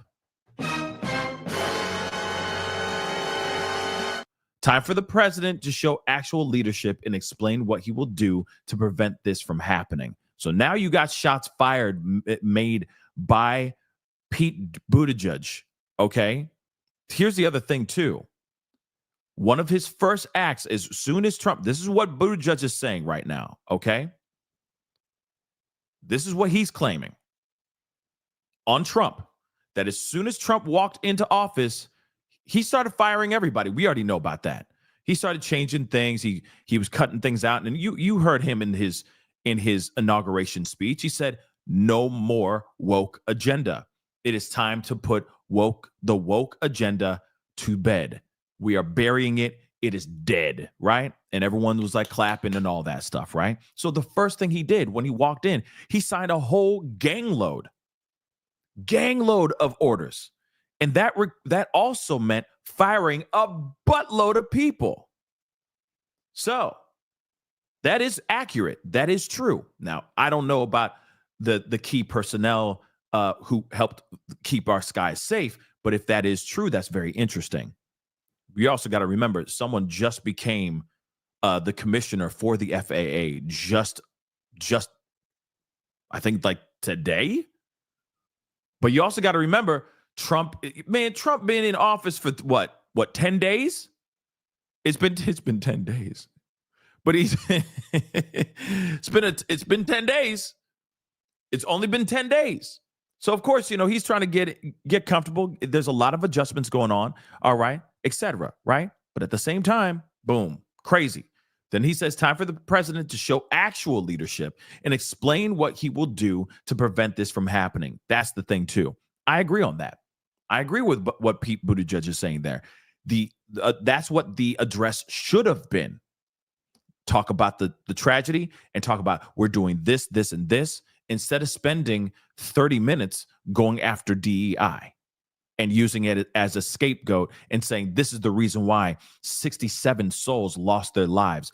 That 67 souls were lost. I'm sorry. That is terrible. Terrible. And going, the past administration and the administration before my first term by Obama, it's all their faults. It's the Democrats' faults. It's all this woke agenda. It's all their fault. And that's the kind of rhetoric that should not be out here, especially after a tragedy like this. Now, again, there are a few things I want to share because we do have some more stuff here, more information. Okay. One thing is for sure. Where the heck did it go? We do now have a photo of the skating team. This is the photo of the skating team. Okay. And Doms, be careful. All right. While you're operating that heavy machinery, drive carefully, Dom. I see you. All right. I appreciate you listening and watching while you're on your ride. All right. Slow Jams by Pascal, Radio Pascal. Anyway, this is the skating team that was on the flight, on flight 5342. Let me blow this up for you guys. So skating team who was on flight 5342, American Airlines flight 5342 crashed into the Black Hawk helicopter. Look at all those kids. Figure skating team.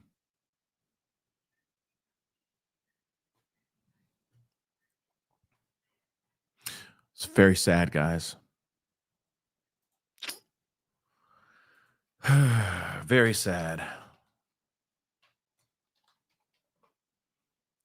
Very, very, very sad. Of course, there's a lot. I'm trying to get as much as I can here. So sorry, guys. I'm just getting stuff while we got some stuff here. So of course these are the kids. They're all kids, y'all. Let's see. That's 1, 2, 3, 4, 5, 6, 7, 8, 9, 10, 11, 12, 13, 14, 15 kids. If I'm correct, if this is completely accurate, 15 kids were on that flight.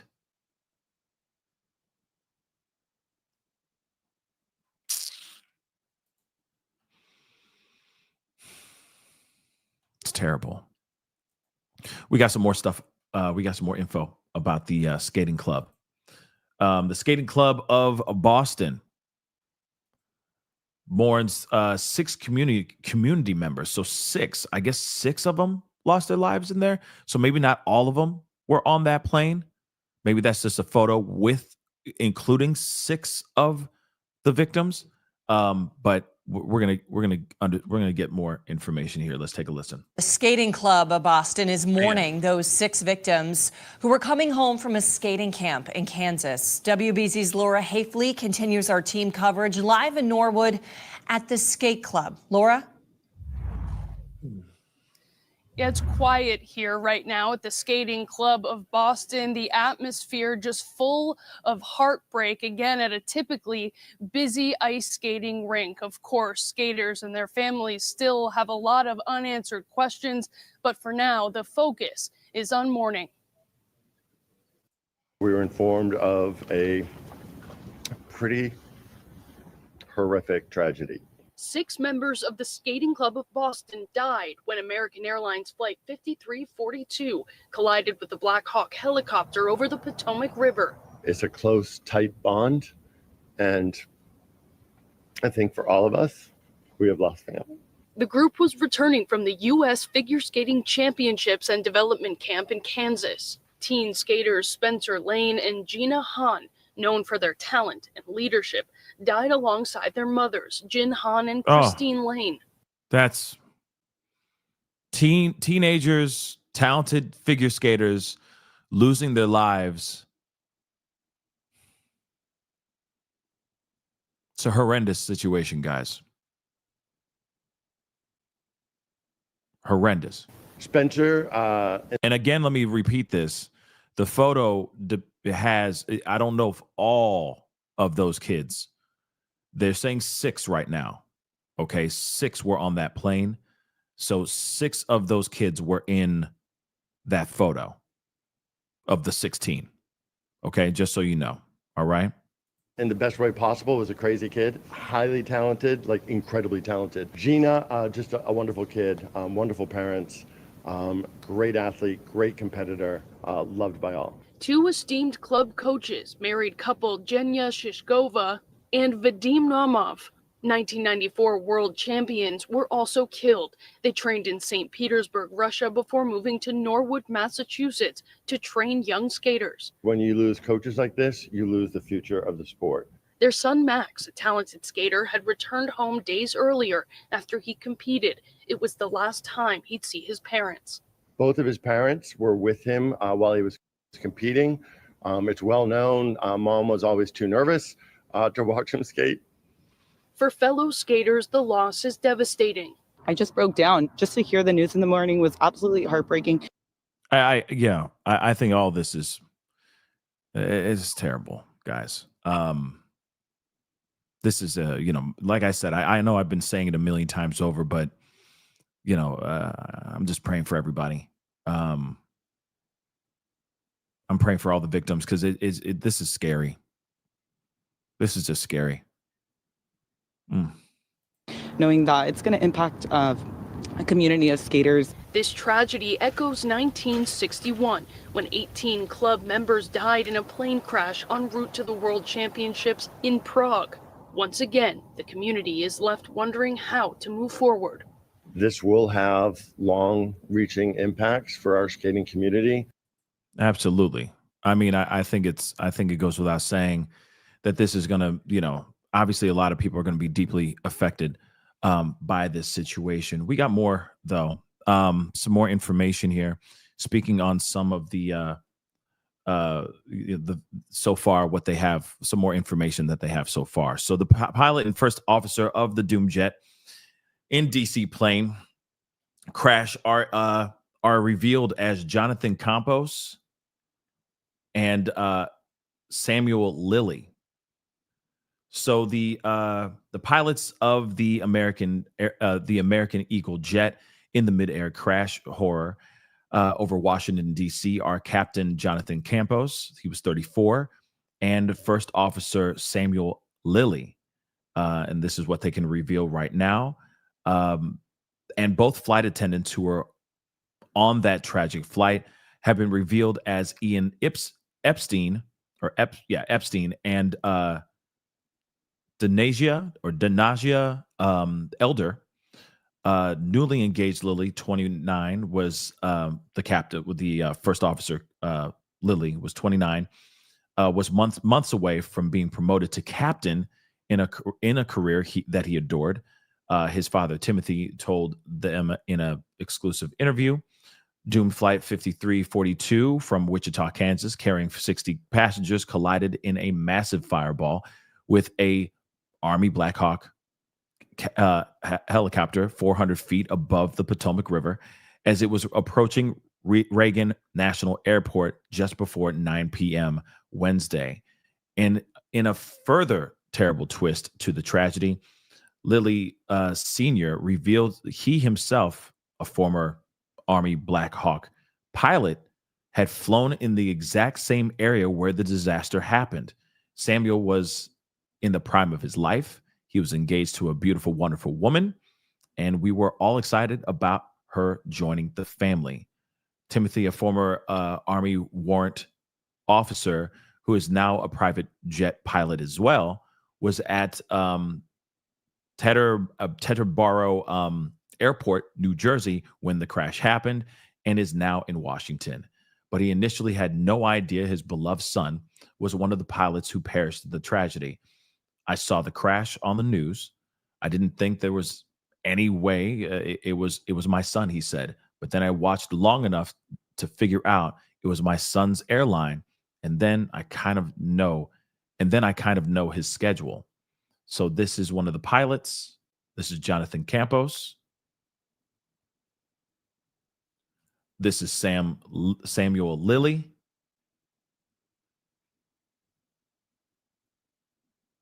We all know the footage from the crash. And so I called his fiance, confirmed, like, hey, was Sam in Wichita? Yes, he was. Was he going to DCA? Yes, he was. Then I had to tell her. And it was just an ugly scene. Of his own reaction, he said, you know what? I was okay for 5, maybe 10 minutes, and then I bawled for 10 minutes. It's a bitter, bitter pillow to swallow. But my son knows Jesus, and that's the part that makes it a little easier. But I'm still left behind. We're all left behind. He was loved by so many people. Timothy and his former wife, Sherry, raised their pilot son in Savannah, Georgia, where he proudly graduated from Georgia Southern University in 2018. At first, he went into marketing, and he called me after 2 months and said, Dad, I hate my job. And so I helped him find his new career path, and he was really good at it. His career was really blossoming. Things were very good for him. The irony is that I was a Black Hawk helicopter pilot for 20 years, and I used to fly that exact same route that helicopter that crashed was flying. It's just so weird. Why? Again, why? Is this a freak accident? What's up with that? Bravely continuing to speak less than 18 hours after the tragedy, he reflected, my goodness, I've done it so many times. My brothers in the Army had something to do with the death of my son. That's hard. That's hard to think. That's Denasia Elder, one of the flight attendants. This is Ian Epstein, the second flight attendant that has been identified on board the flight. Of course, this is Timothy.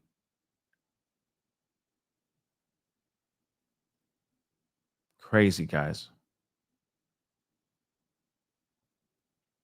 Of his son's career path, he said he loved working at PSA, and he was just about to make captain. In fact, we last talked 2 or 3 days ago, and that was what we were talking about. He was real close to qualifying. I talked to him all the time. We talk about flying all the time. I was thrilled to know he was getting so far. Lily Sr. was speaking as his ex-wife was on her way to DC, but he had harsh words for American Airlines as he struggled to get information about his son, eventually resorting to call the company's hotline. American has not been good about giving me any information, so I called the hotline. All they do is they take your information and say they'll call you back, he told us. And then I went to the crisis center, and all they did was fill out some paperwork and said they'll call you when they have something for you to do. My ex-wife was on her way here, and his fiance. We're starting the grieving process. It's going to be a long, difficult process. The former couple's son was based at the Charlotte Douglas International Airport, a major U.S. hub for American Airlines, which uses American Eagle as regional carrier. He graduated as an airline pilot, Ion, I guess, on 2022. Campos was born in New York, but grew up in Florida. He attended the Epic Flight Academy, where he was certified as a flight instructor in 2017, and as a commercial airline pilot 1 year later, 2018, according to company records.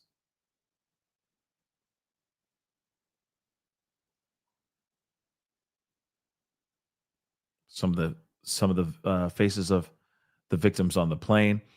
His uncle Hector Campos told this article here that his nephew lived for the aviation business. He said he loved it. He also added, "We just confirmed the news. We are in complete shock." Of course, there's more information to follow, but here's this is the father, or I think, yeah, this is the father.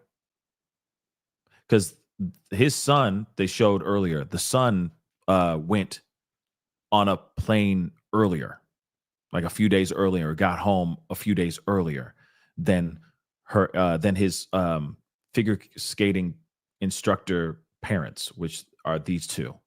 They were both on the flight.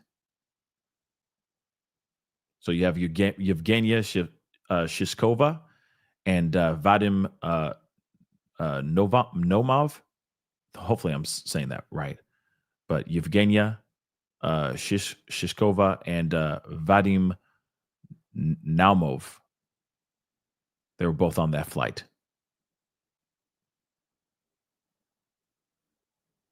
And that's them skating in 1994 together. Crazy stuff, guys. Another one of the victims that was on the flight. Where did that other one go? I could have sworn I saw something over here on the side. Where did it go? Where did it go?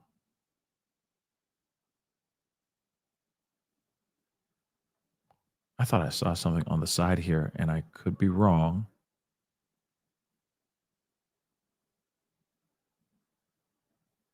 There we go. 6 members of the figure skating group on doomed Washington, D.C. flight are named with 14 on the plane, in total. So 14 were on the plane. 6 members of them have been identified, but 14 were on the plane. That's so terrible. 6 members of the figure skating group were on board. It's always the same reason. I don't know why that was unmuted, but anyway, 6 members of the figure skating group who are on board the American Airlines flight crashed. We already know about that, but they have now been named, at least 6 of them. It comes after the CEO and the executive director of the skating club of Boston said there were at least 14 people in the party who were on the flight from Wichita, Kansas. So 14 people that were connected or were skaters involved in this thing, and that were part of this ice skating team, whether it's the skaters themselves or the parents and the skaters. 14 individuals were on that flight.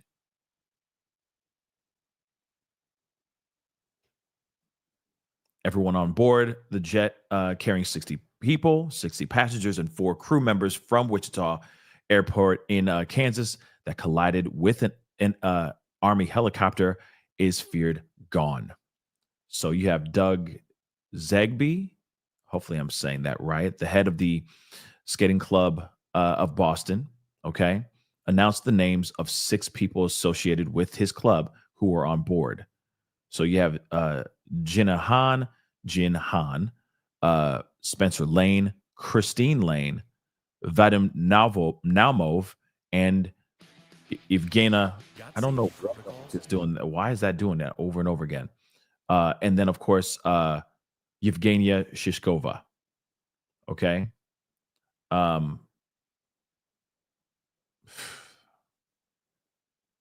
It's crazy. It comes after Spencer Lane shared a photo from inside the doomed plane shortly before it crashed. And maybe they have that photo. Yep, right here. This is from Spencer. Spencer skates. And look at that.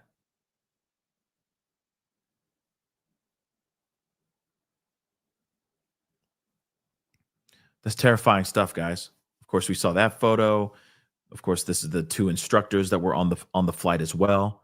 And now their kid is without parents now, which is tragic. Definitely tragic.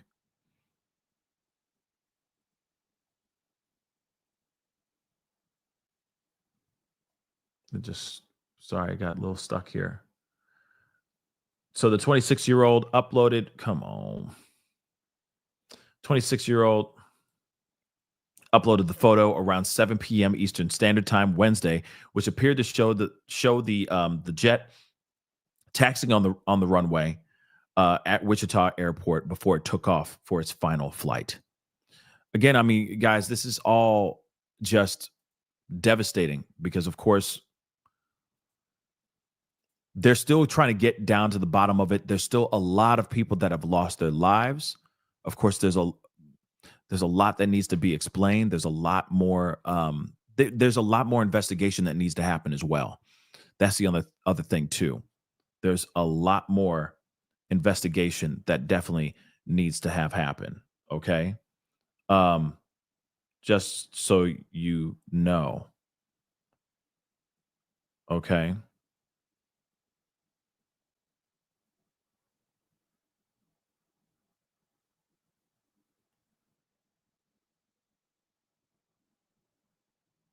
Okay.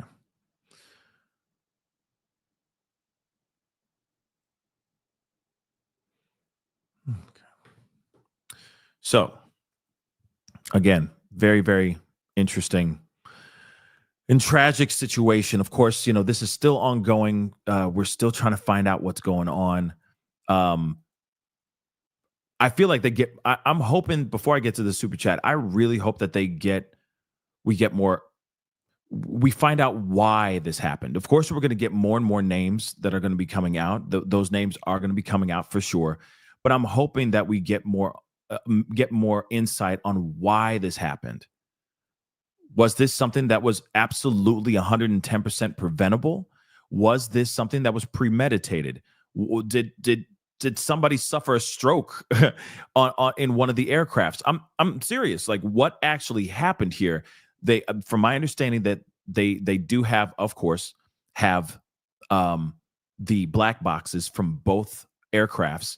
So hopefully they're going to be looking at that, and they're going to give us all the information, all warts and all, on what actually happened here. Because again, this cannot happen ever again.